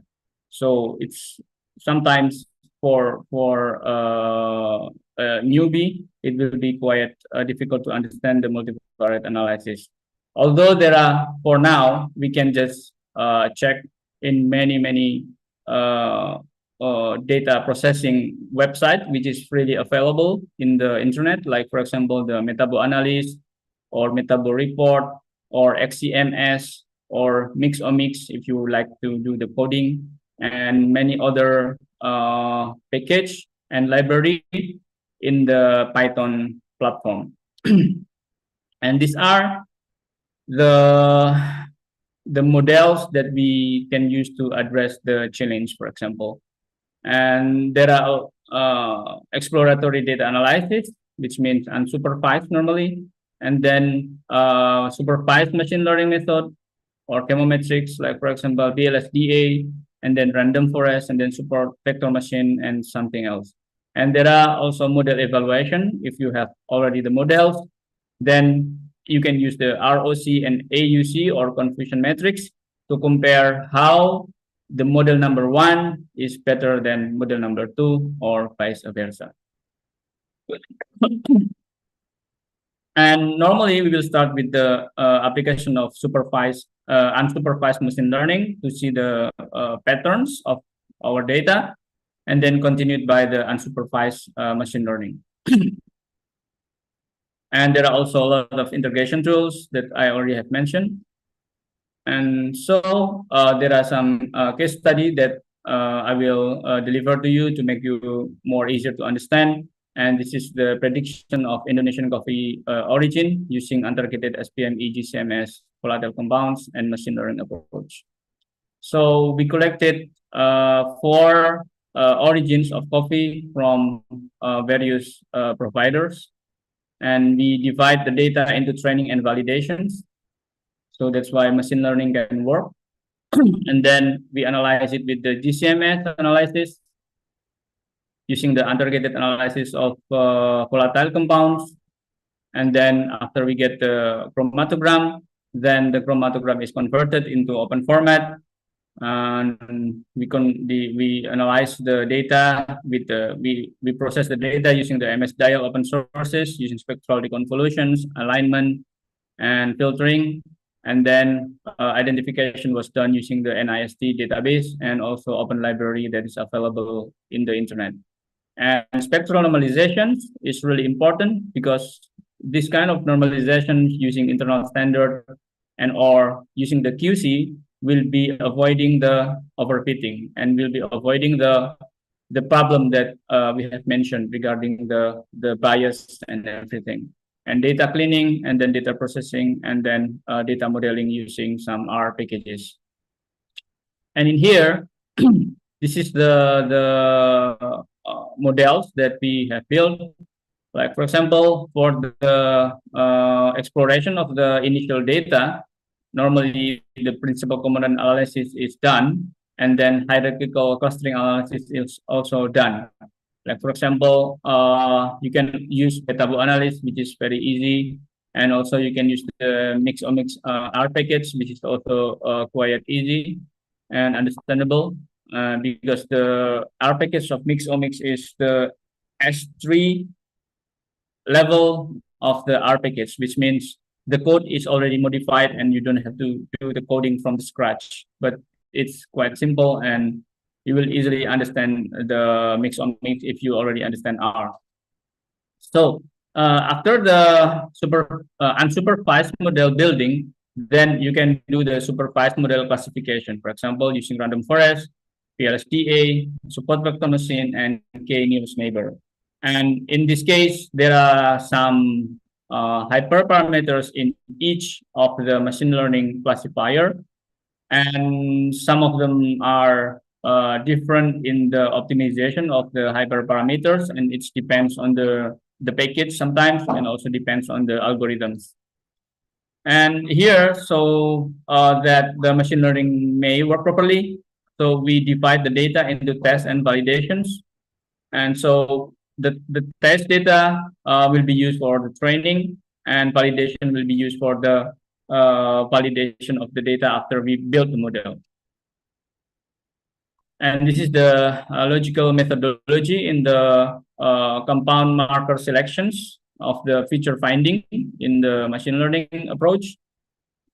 That if we have already the data from the metabolomics analysis, then we apply the machine learning approach. Okay, we get the Excel file, for example, or CSV file. Then you put this file into the R, and then the machine learning model you apply to it, and then you create the model in the R. And then the model will be evaluated using the model accuracy evaluation methodology, like for example the AUC or ROC. This AUC or ROC will give you some kind of percentage of the true predictive value or false predictive value. And then after that, you have the model accuracy performance, And then you have the markers from each of the models, like for example, random forest and k-nearest neighbor and PLSDA, VIP, or important compounds in these three models. And then you take only the important compounds, okay? So after you have 100 of variables, then you reduce the number of variables into only the important compounds, and then you do the validation. It means you test again to create the model from the beginning again, but only using the selected compounds. And then if you see the bad performance, then you do again the seed. You can do the remodeling again, and then take the important compounds again. And if the performance is getting better, then you can put this validation data set into the models. Okay, and this is one of the example of the unsupervised classifications using the hierarchical clustering analysis. And then you can see that here, this is the differentiation between the extraction time, the extraction temperature between 70 degrees Celsius and 50 degrees Celsius. And you can see here that the separations of the the chemical compounds from the coffee is more better compared to this one. This means the extraction temperature of 70 degrees Celsius using the SPME is better in the absorption or the extraction of volatile compounds. And that's why the coffee from same origin can cluster together like this. So the color is more or less can cluster together. But in the case of the 50 degrees Celsius, the coffee samples from different origin, they cluster together with some other origins, and this creates bad prediction or bad pattern recognitions or classifications. And the next is the PCA, for example. You can compare the simple things, the temperature, the 50 degrees Celsius samples, which are classified using PCA is not properly classified, but 70 degrees Celsius is properly classified. So you can see here, the color of the dots are different, which means this is the validation and training data set. So the black color in Gayo coffee here, this is the Gayo from different origins. I mean, in the same Gayo region, but from different village, for example.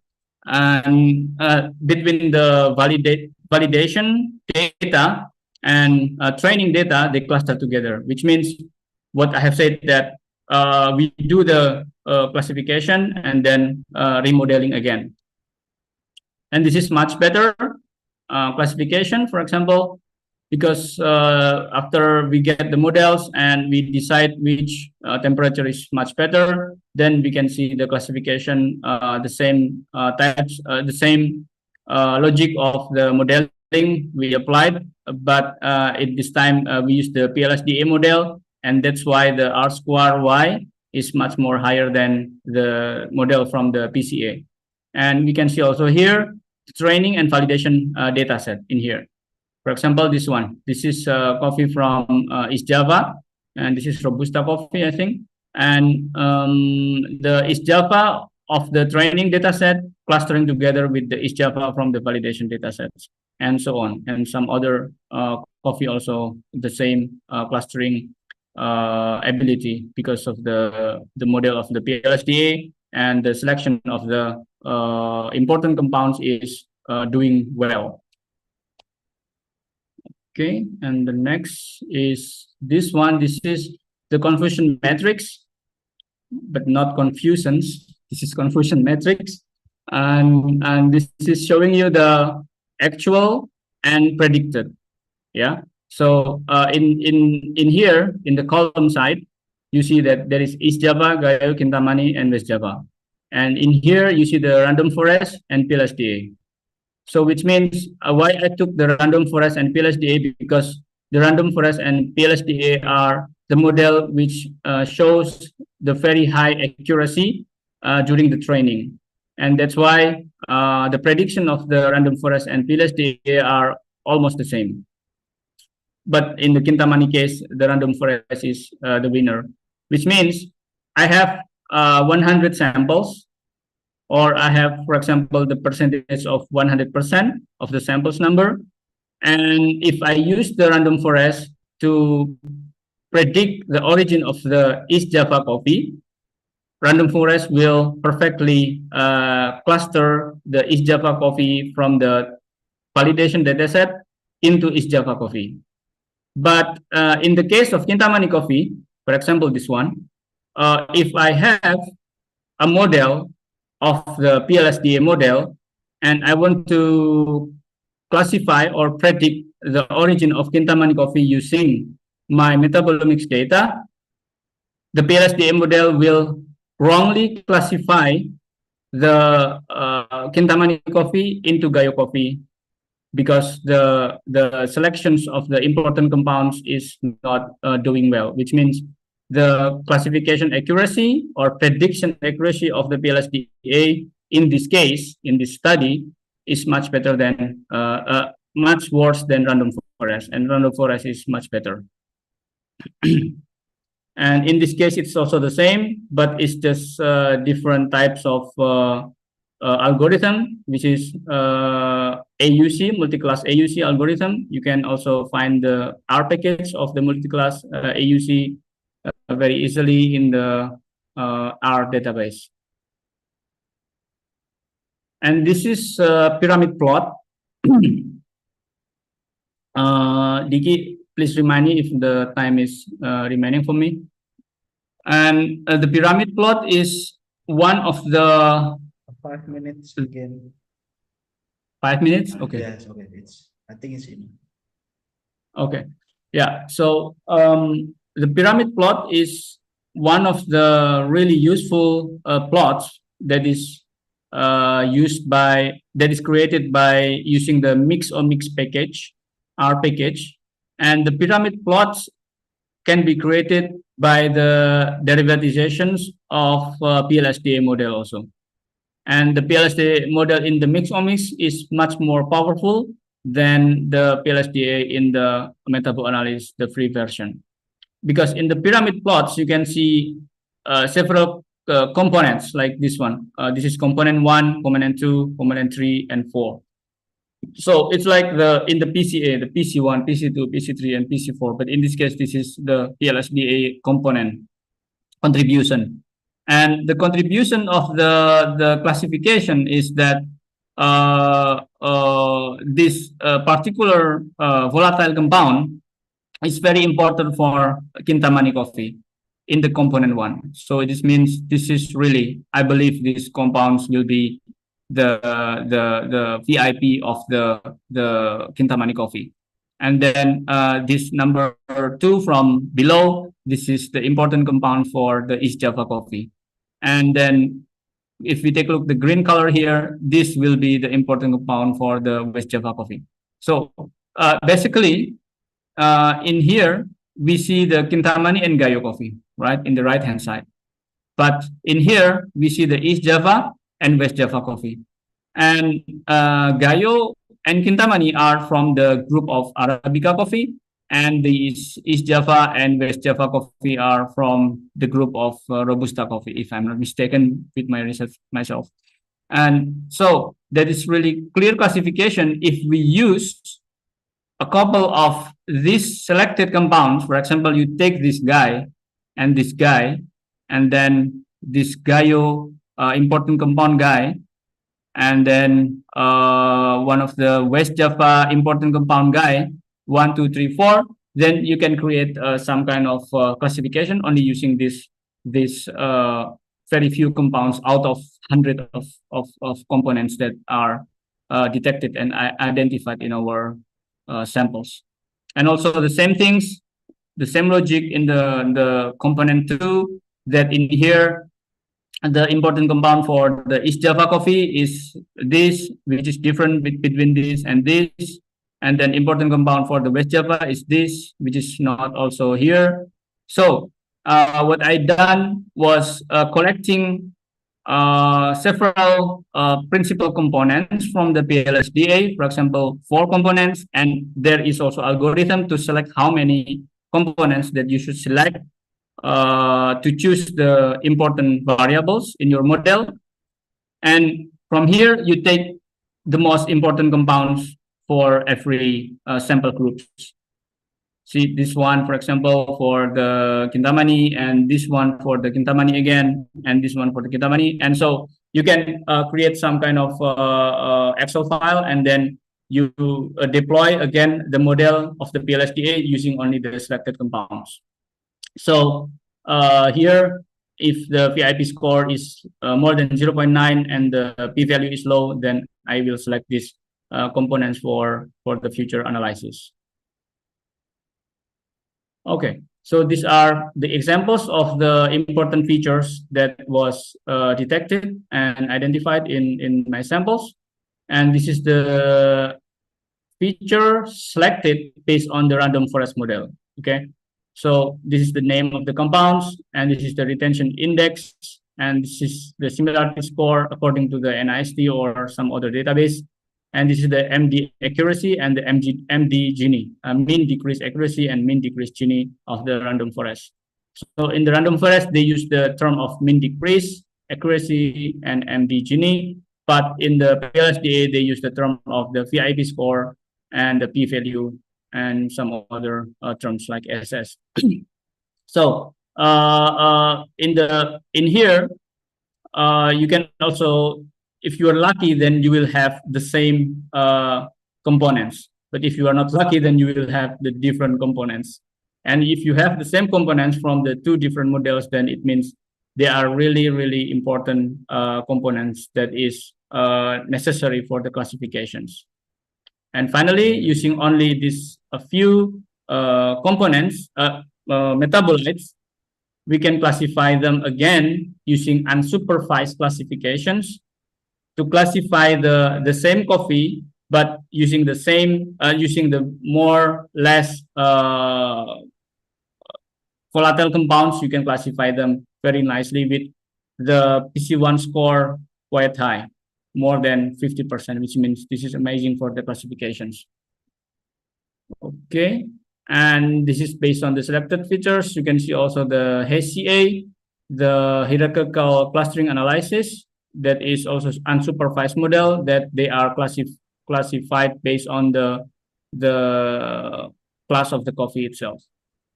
And this is the take-home message for every one of us, that the machine learning models, like for example the random forest and PLSDA, are really good models for the classification of something. In this case, is the food and some other analysis.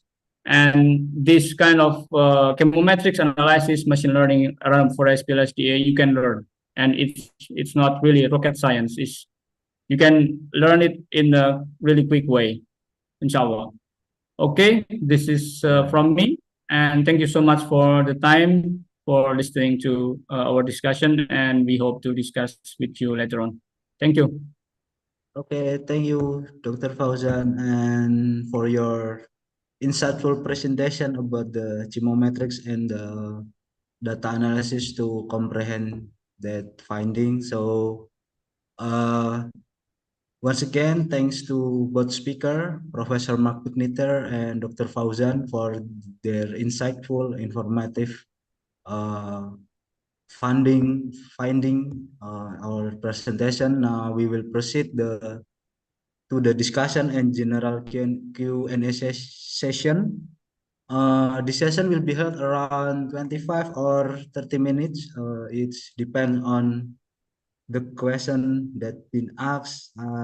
So the first question, I think it's from, let me begin the first question. From TRY to Professor Mark.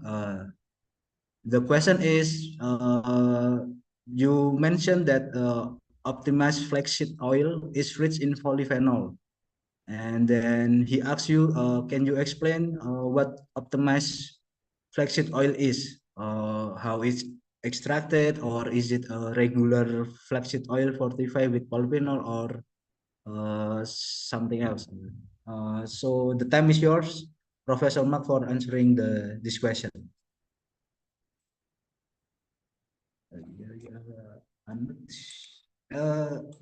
I'm sorry, Professor Mark, you still in the mute mode. Oh yeah. Yeah. Yeah. Thank you, and thank you for the question. Yeah, so this optimized flaxseed oil, so this basically a flaxseed oil, which is produced under different conditions compared to a conventionally produced flaxseed oil. So we changed the way of producing a flaxseed oil. We filed also a patent. Can you hear me? Yes. Is it clear? Yes, clear. Okay. Yeah, so how it is done is basically because I showed you in one of the graphs that the press cake is quite rich in polyphenols. The press cake is basically that what remains after pressing the seed. And usually this press cake is either used as fertilizer or it can also be used as a feed for animals. And but we showed that it's quite rich in nutrients and micronutrients and could be beneficial if we use it and transfer some of these beneficial compounds to our oil during the manufacturing process. So how we did it, I mentioned that it's kind of what we didn't want to do is actually to use any kind of chemical solvents or which doesn't go along with the trend of using green solvents and technologies. So what we did is basically we reintegrated the waste basically, or the byproduct, so the press cake, into the production process. We combined basically the oil again with the press cake. So the oil in this case serves as a solvent, yeah. So we can say as a green solvent. So there's no hexane or something else like this needed. And under certain conditions, and there are some selected, so not all, but some selected compounds, so bioactive compounds, especially some polyphenols, are then extracted into the oil. Yeah. So this oil we obtain at the end is much higher in polyphenols, therefore also most likely more stable. And this has also an impact on these so-called cyclolinopeptides, which are specific compounds found in this oil. And the cyclolinopeptides, if they are getting oxidized, are responsible for the bitter taste of this flaxseed oil. So by applying this technique, we prevent these cyclolinopeptides from getting oxidized, most likely because of some of the polyphenols we transferred to the oil. And therefore we get this pleasant or this taste of this oil, and also it shows then a much higher shelf life, which is actually great because we know that flaxseed oil is rich in omega-3 fatty acids. We all need omega-3 fatty acids. They belong to the essential nutrients. So we need to provide this to our body because our body cannot synthesize this omega-3 fatty acids.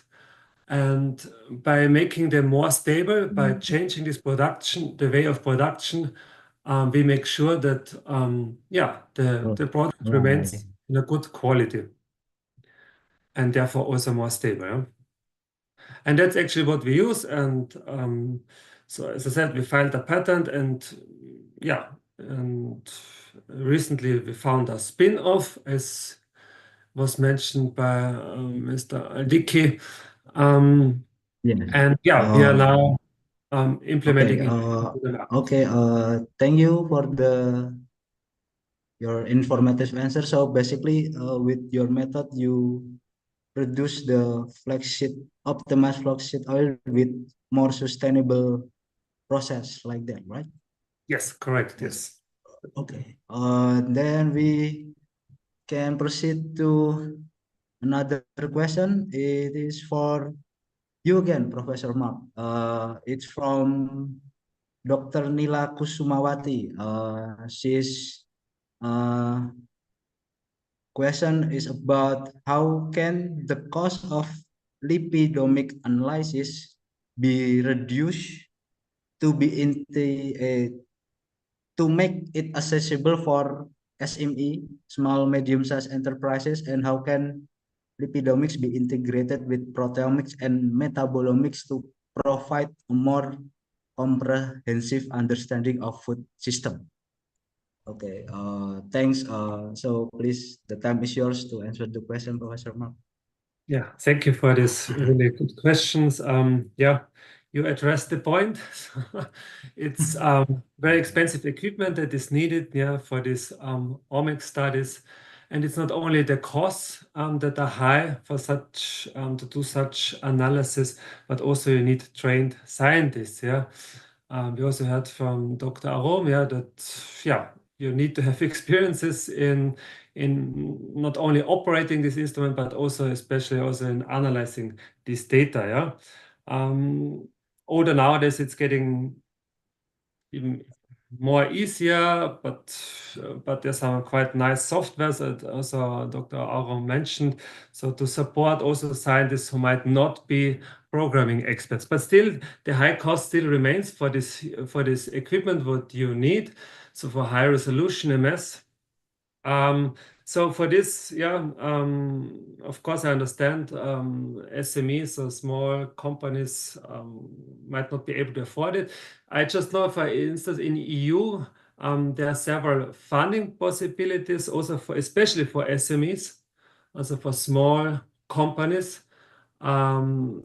who want to do research and who need special equipment. They are funded, but otherwise I usually always suggest to initiate cooperation with research organizations or universities who only have this equipment, who have the know-how, who have the trained scientists. Yeah, this is quite might be a good way also for cooperation. It might be also the cheapest way for SMEs to get access to this equipment and also to this output or this what is needed, because if you want, lipidomics usually is used for, yeah, for, as I said, for food development, for safety and quality.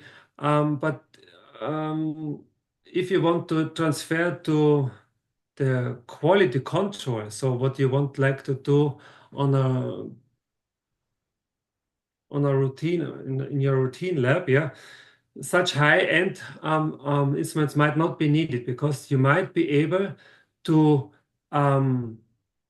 develop a method based on lipidomics, so based on this highly this very expensive equipments, but using more portable, cheaper, small instruments which are easy to use. Yeah. So there are several research also what we are doing, so that because we see this demand from the industry, because usually, especially SME, they don't have these resources, and they have a need for rapid analysis, and that they can do on their own, and ideally with instruments that are portable, so that they even can be used in the field. In some cases, you need to go in the field and analyze there to come up with a proper decision. And for instance, FTIR would be such instruments which are portable, more easy to use, but are based on results obtained initially from some bigger lipidomic studies. So that would be my recommendation.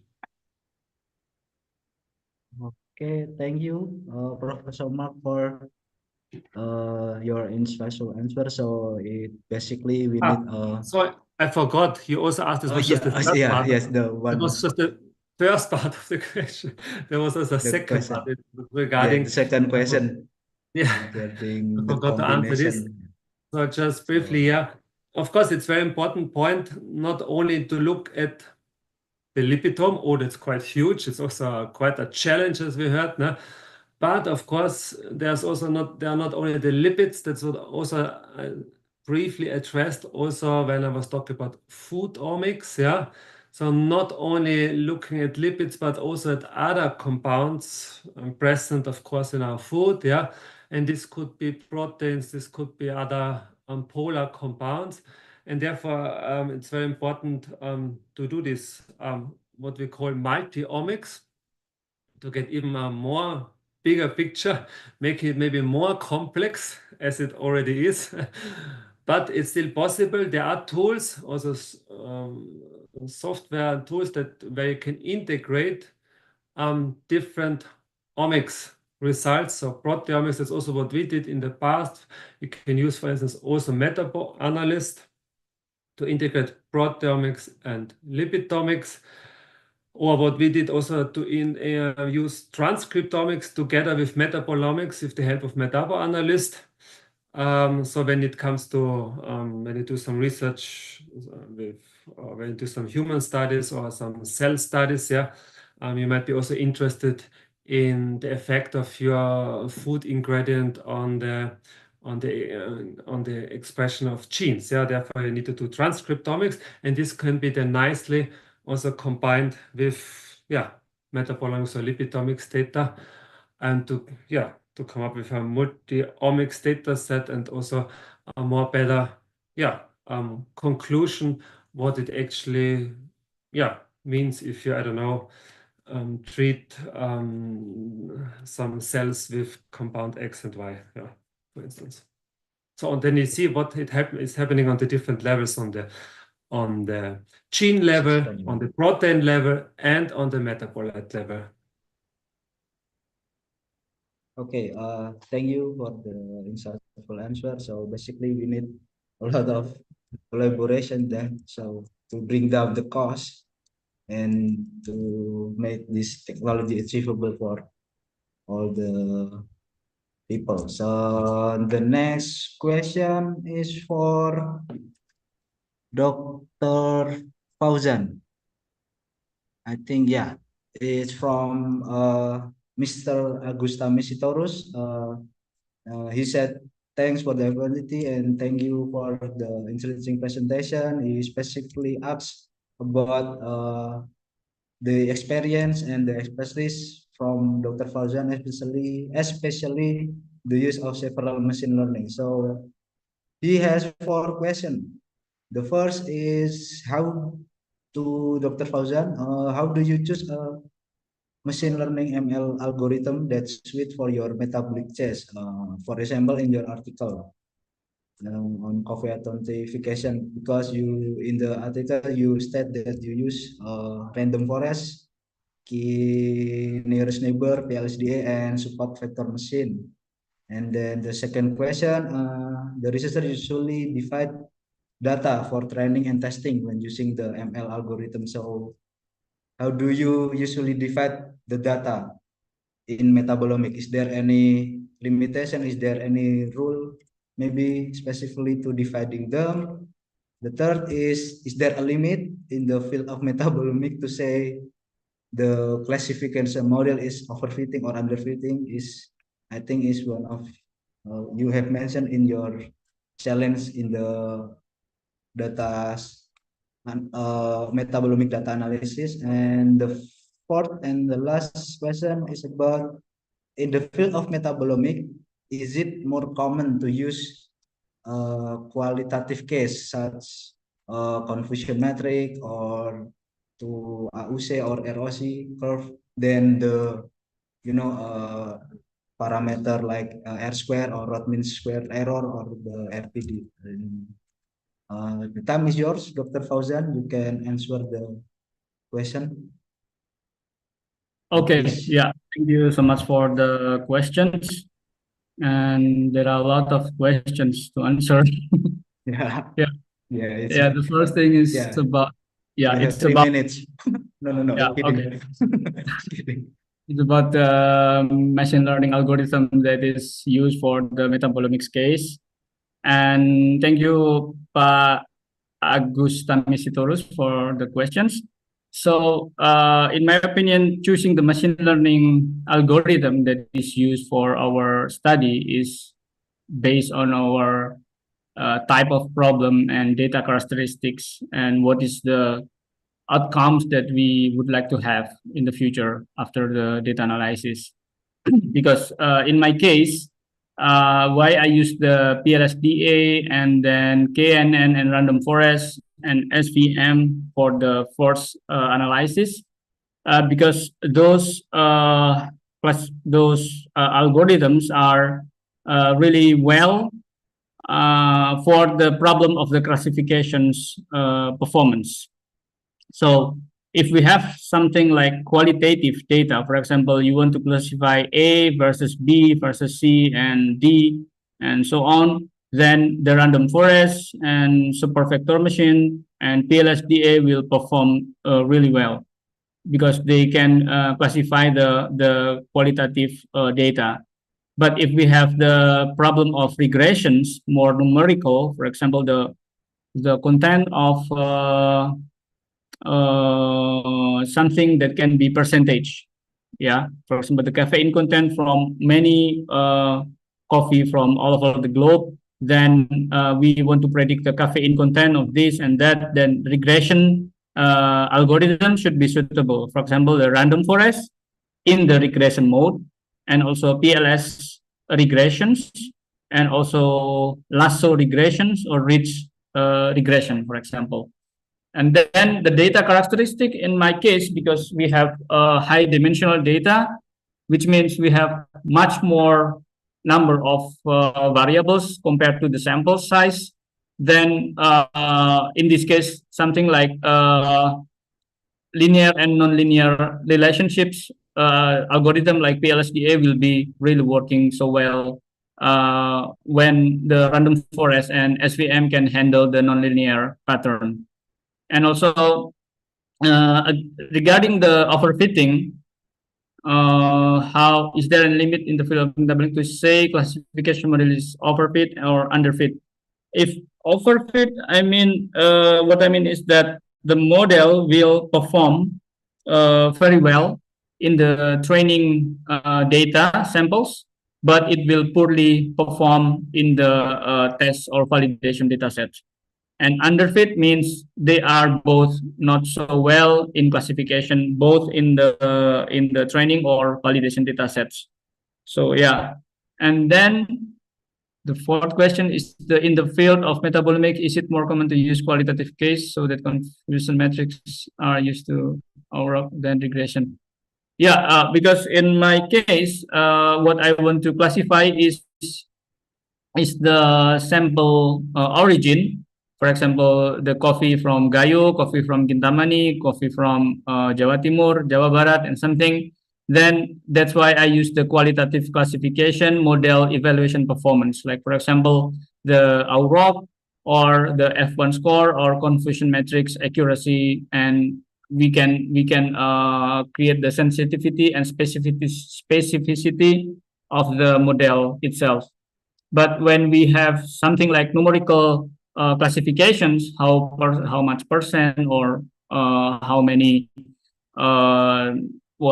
unit per kilogram or something, then the quantitative regressions model evaluation performance like R-square or the goodness of fit or RMSE, root mean square error, or RPD, the residual predictive deviations, then it will be much better for the numerical values that we want to compare in the metabolomics study. For example, like if you have I don't know, maybe some disease is very severe and disease number 2 is not so severe, number 3 is not so severe, something like that.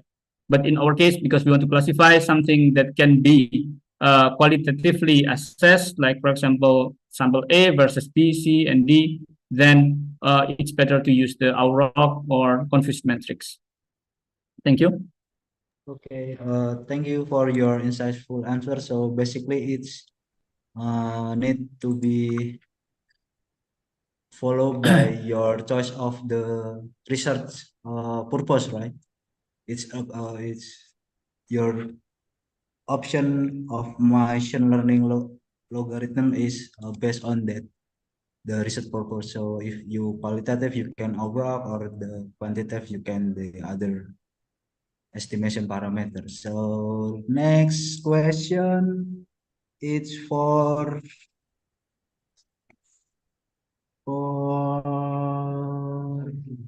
oh yeah, it's still to Mas Dr. Fauzan from Mr. Suratno. How powerful mixomics software compared to meta-analyze in case selectivity of analysis, for example, on the PLSDA. So the time is yours to answer the question, Dr. Yeah. Fauzan. Okay, thank you, Kakak Nano, for the questions. And his question is basically asking the comparison between the mixomics and metabolomics for the metabolomics analysis. And in the case if we have purpose of the classifications only, then metaboanalysis will be enough for answering the questions. But if we want to do something like more predictions, accuracy, or for example, the classification model evaluations, then we should go to the mixomics package. Yeah. And both of them offering PLSDA, right? Partially square discriminant analysis. And both of them having almost the same algorithm that is used for PLSDA. But I think the mixomics package is really good in handling the selection of the feature important.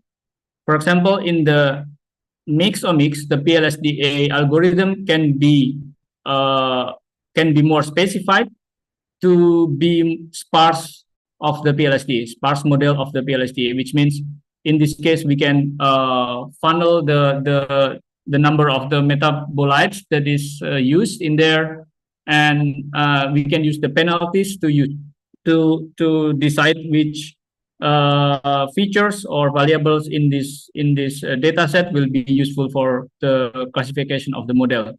And then the validation or cross validation, you can say, it's also more flexible in the PLSDA based on the mixomics, because it's including leave one out cross validation and K-fold validation, I think.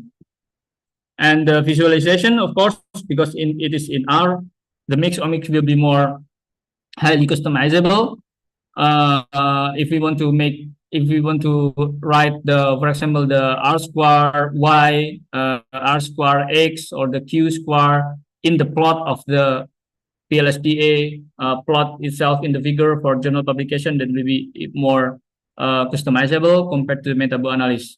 But anyway, metaboanalysis is really easy to use, and it's very user-friendly interface, because it's based on the website interface, and it's more intuitive. You can just do some clicks, and then it will give you really nice data.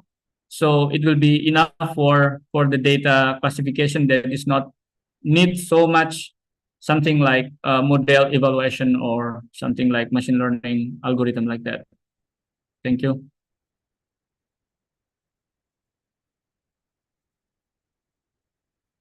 Thank you, Dr. Fauzan. I hope the answer is clear. So between those two, it's has its own good feature. It just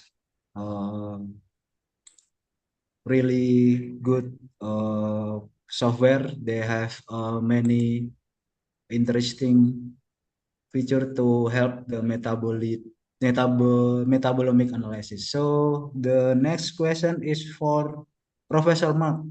It's from Dr. Nur Alim Bahmid. He has I think 3 questions. The first is he wants you to explain again about the kind of the green method you use to extract the flaxseed oil. And then the second one is based on the method, it can reduce the bitterness of the oil by reducing the hexanal. So he's wondering, could you please just little bit highlight why the method able to reduce the hexanal? And the last question is, the hexanal is a volatile compound which could be related to the aroma. So what is your consideration to determine hexanal as bitterness indicator? That's the question. So the time is yours. Please, Professor Mark, to answer the question. Okay, thank you for the question. Regarding your first question, the green method. So our aim was not to use any chemical solvents and not to also increase the costs for production of the oil, no?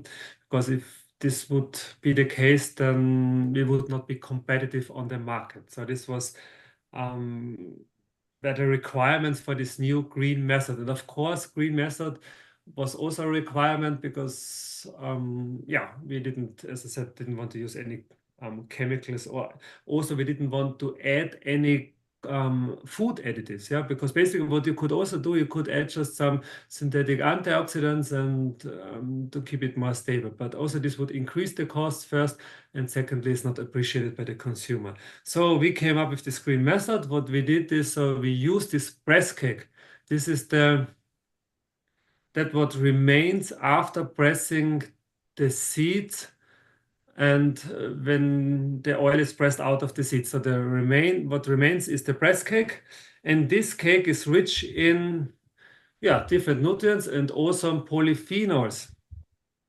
And therefore, we decided to reintegrate this press cake into the production process by, let's say in a simple way, combining it with the oil. Yeah, so that oil is used as an extraction solvent, as a green solvent, you can say, basically. And we used a certain type of conditions so that not all the bioactive compounds are extracted, but only certain ones, because as you might know, some polyphenols also taste bitter, and that's what we did not want it to be then at the end. So we had to select certain conditions to extract, to selectively extract certain polyphenols to the oil, while others remain in the press cake. Yeah, and with this, so thereby we enhance the concentration of the polyphenols in the flaxseed oil. This helps because polyphenols are antioxidants, helps to increase the shelf life of the flaxseed oil.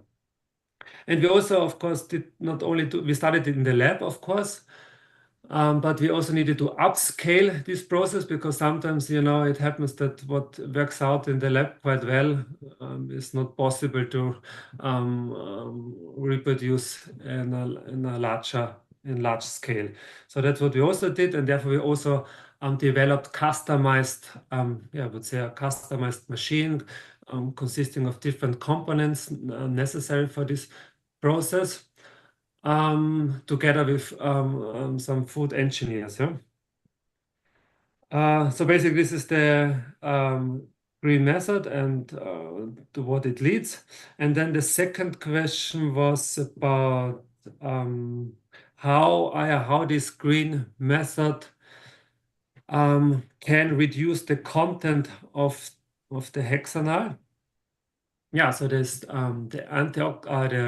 polyphenols, as I said, are antioxidants, so they can scavenge free radicals, for instance, and free radicals are formed in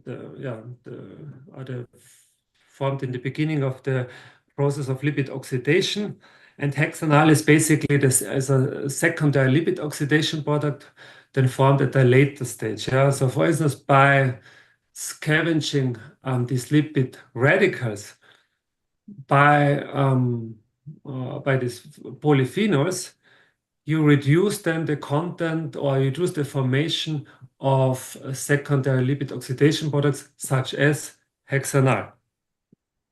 So that's the mechanism, how it works.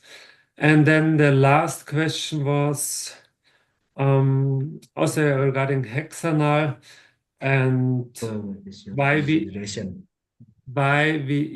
use it, or why we think it contributes to the bitterness. So hexanal is known, also that's not what we discovered, but is known for decades already, to be a marker for lipid oxidation. So secondary lipid oxidation product, it's known to be a marker for lipid oxidation and known to contribute.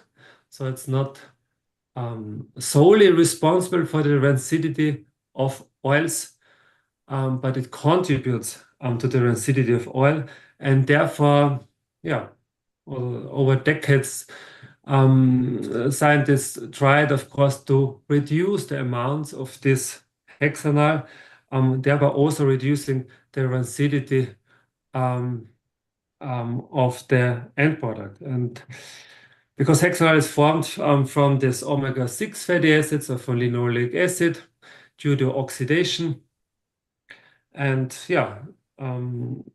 that's basically why we also want to reduce this compound in our end product and to keep it to make it more tasty and less rancid. I hope this somehow answers the question. Okay, thanks for your answer, Professor Mark. I hope it's enough clear to Mr. Nur Alim Fahmid. And then I think it's last question from this discussion from Mr. Baptiste Dayu to Dr. Fauzan. His question is about coffee in the market is often a blend of several types of coffee. So can a model generated from various pure coffee types predict the origin of such coffee blends? Thank you. The time is yours, Dr. Fauzan, to answer the questions. Ya, thank you Pak Bakti. Semoga kabar sehat-sehat. And yeah, thank you for the question. And your question is a really important question for the food safety analysis, such as the traceability and authentication of food. Because if we are able to do this tracing of the geographical origin, then we can support the avoidance of product fraud labeling and fraud detection analysis, and it will be very useful for the future market. And then this means if we have some coffee which is blended coffee, like normally we have in market, and we would like to analyze whether this coffee is coming from this origin and that origin, right? So there will be several workflow that should be done. So the first is the collection of the sample itself, and then which means we have to compare between the pure single origin coffee, several pure in single origin coffee, and the known blends coffee. Okay, for example, coffee from A, B, C should be analyzed one by one separately in the first place, and then the next step is to blend this coffee into one house blend, and then do the profiling of this coffee blend separately. Okay, and then after that we have already the data, and then we can identify the feature for the blend coffee versus the single origin coffees. Okay, for example, we should find the unique metabolite markers for every single origin coffee, which is really authentic single origin coffee. Or we can find some other markers like volatile compounds, for example, or stable isotopes or something like that. And then the model of the metabolomics data analysis, the chemometrics should be trained using both of them. Okay, so for example, the first is the model should try to be trained to classify the real single origin coffee from several locations, and then secondly, the model should be trained using the blend coffee, so that we can classify between the pure origin coffee versus the blend coffee. And in this case, if you would like to also, for example, know how much percentage of this coffee blend versus this coffee blend, it's also possible, but the model will be different. For the first case that is always using the same percentage of the blends, then we can use something like discriminant analysis model. But for the percentage prediction of this coffee, for example, you have really expensive coffee Arabica, which is coffee luwak from Kintamani, from Bali. And people will buy this coffee luwak, like, for example, 1,500 euros per gram. And then some of the coffee fraud people, they mix the coffee luwak with some other Arabica, and you want to measure the percentage, how much percent of this coffee luwak is really origin, really authentic. So it's also possible by using the model, which is more to the regression analysis. So you can predict how much the percentage of that contamination of the coffee luwak. And you will evaluate the model using the R-square and mean absolute error or multi-level F1 score. So that's the answer. I hope it will answer the question. Okay, thank you for the insightful answer. Okay, that's the last question. Unfortunately, with the webinar time limitation, I must conclude this discussion. So I apologize if there are any inconvenience happen during discussion. Thank you again for all the insightful presentation, knowledge and answer from both of you, Professor Mark and Dr. Fauzan. And okay, lastly, I had a last question. It's not about the topic, but is about I think for collaboration purposes. So I want to ask to Professor Mark. It is about the opportunity of PhD study or research collaboration with your team or the University of Vienna. Would you please share brief information regarding the topic, or maybe for the participant in this webinar, how or where to access that information in the future? Yeah, it's just a brief information. Please, the time is yours. Okay, so how we could possibly initiate a cooperation. So I would first of all also feel highly honored as that if we could start a cooperation. I think also when I think back to your initial presentation and also to our presentation, I think we could nicely cooperate and find ways to cooperate and find also topics. So basically what we are doing, we are focusing on the food. We analyze the food ingredients and how they are affected by food processing and storage. But we are also interested in what the food or the food ingredients do basically in our body. So what kind of effects they induce in our body, focusing especially on inflammation and on the metabolism. So we are doing also a lot of cell culture study, also in cooperation with animal studies and even human study, as I've shown you. So it's quite a broad field from the food itself, from the production, or sometimes even from, and we are also cooperating with the farmers, so even what is happening during harvesting and storage, till to the point when the food ingredient comes into the cells and elicits some biological function. So when we also study, as I said, the gene level, the protein level and metabolome level. So these are really, it's a broad topics we could offer.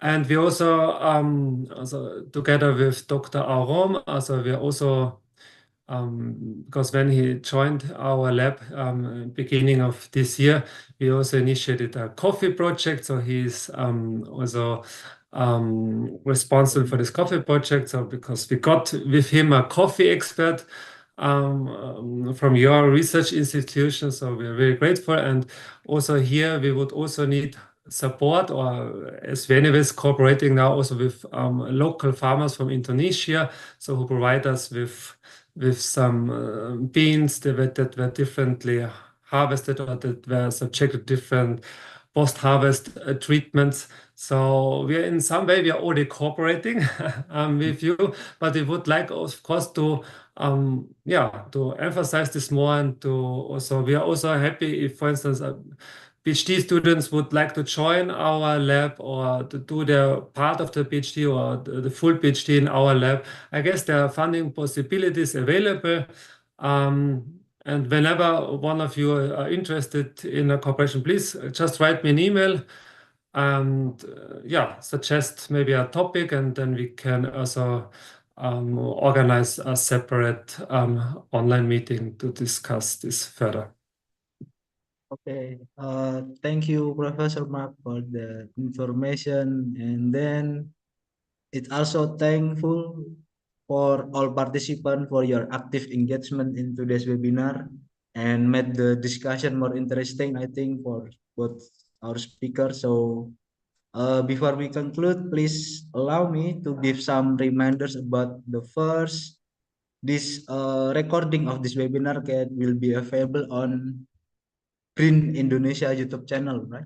Yes, it will the recording will be available in there, so you can watch it in the other meantimes in your free time, or to ensure you understand more this topic. And the second, to all participants, don't forget to fill the link we have shared in the chat room. It's about the list of attendees and evaluation form, because the evaluation form is need to be filled out to get a participant certificate. And I think this evaluation can help us to improve the future webinar.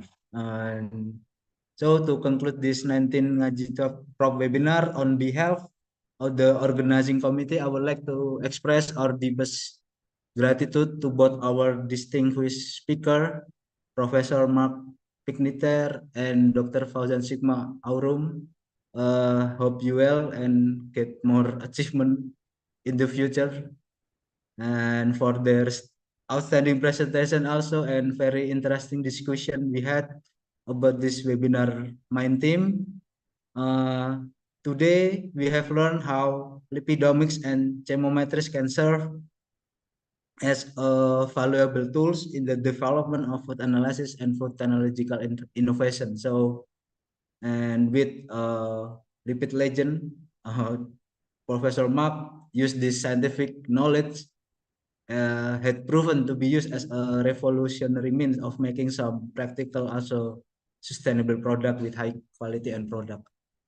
Lastly, I hope you found this webinar insightful and inspiring for your research, especially for those who want to excel in this research field. And I think for all those who had known, they always said, it's never about the destination, right? It's about the journey. So with that, we also hope this webinar can be a stepping stone to collaborate and enjoy the scientific journey together in the future. So see you in our future webinar. Thank you. Have a great day.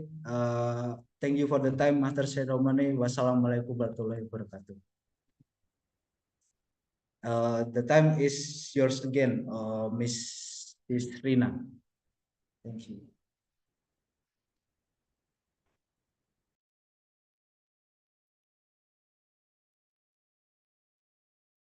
Thank you, Mr. Aldiki, as the moderator for our session, and to our wonderful speaker. Ladies and gentlemen, finally we come to the end of the webinar. We would like to extend certificate of appreciation to the speaker, Mr. Professor Mark Bignater and Mr. Dr. Fauzan S. Aurum. Please the host to display the certificate.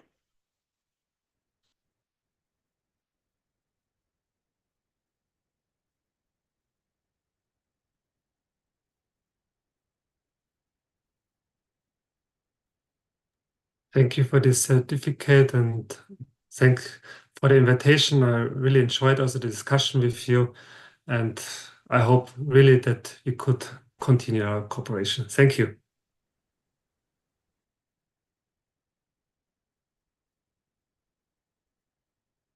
Certificate to Dr. Fauzan S. Aurum.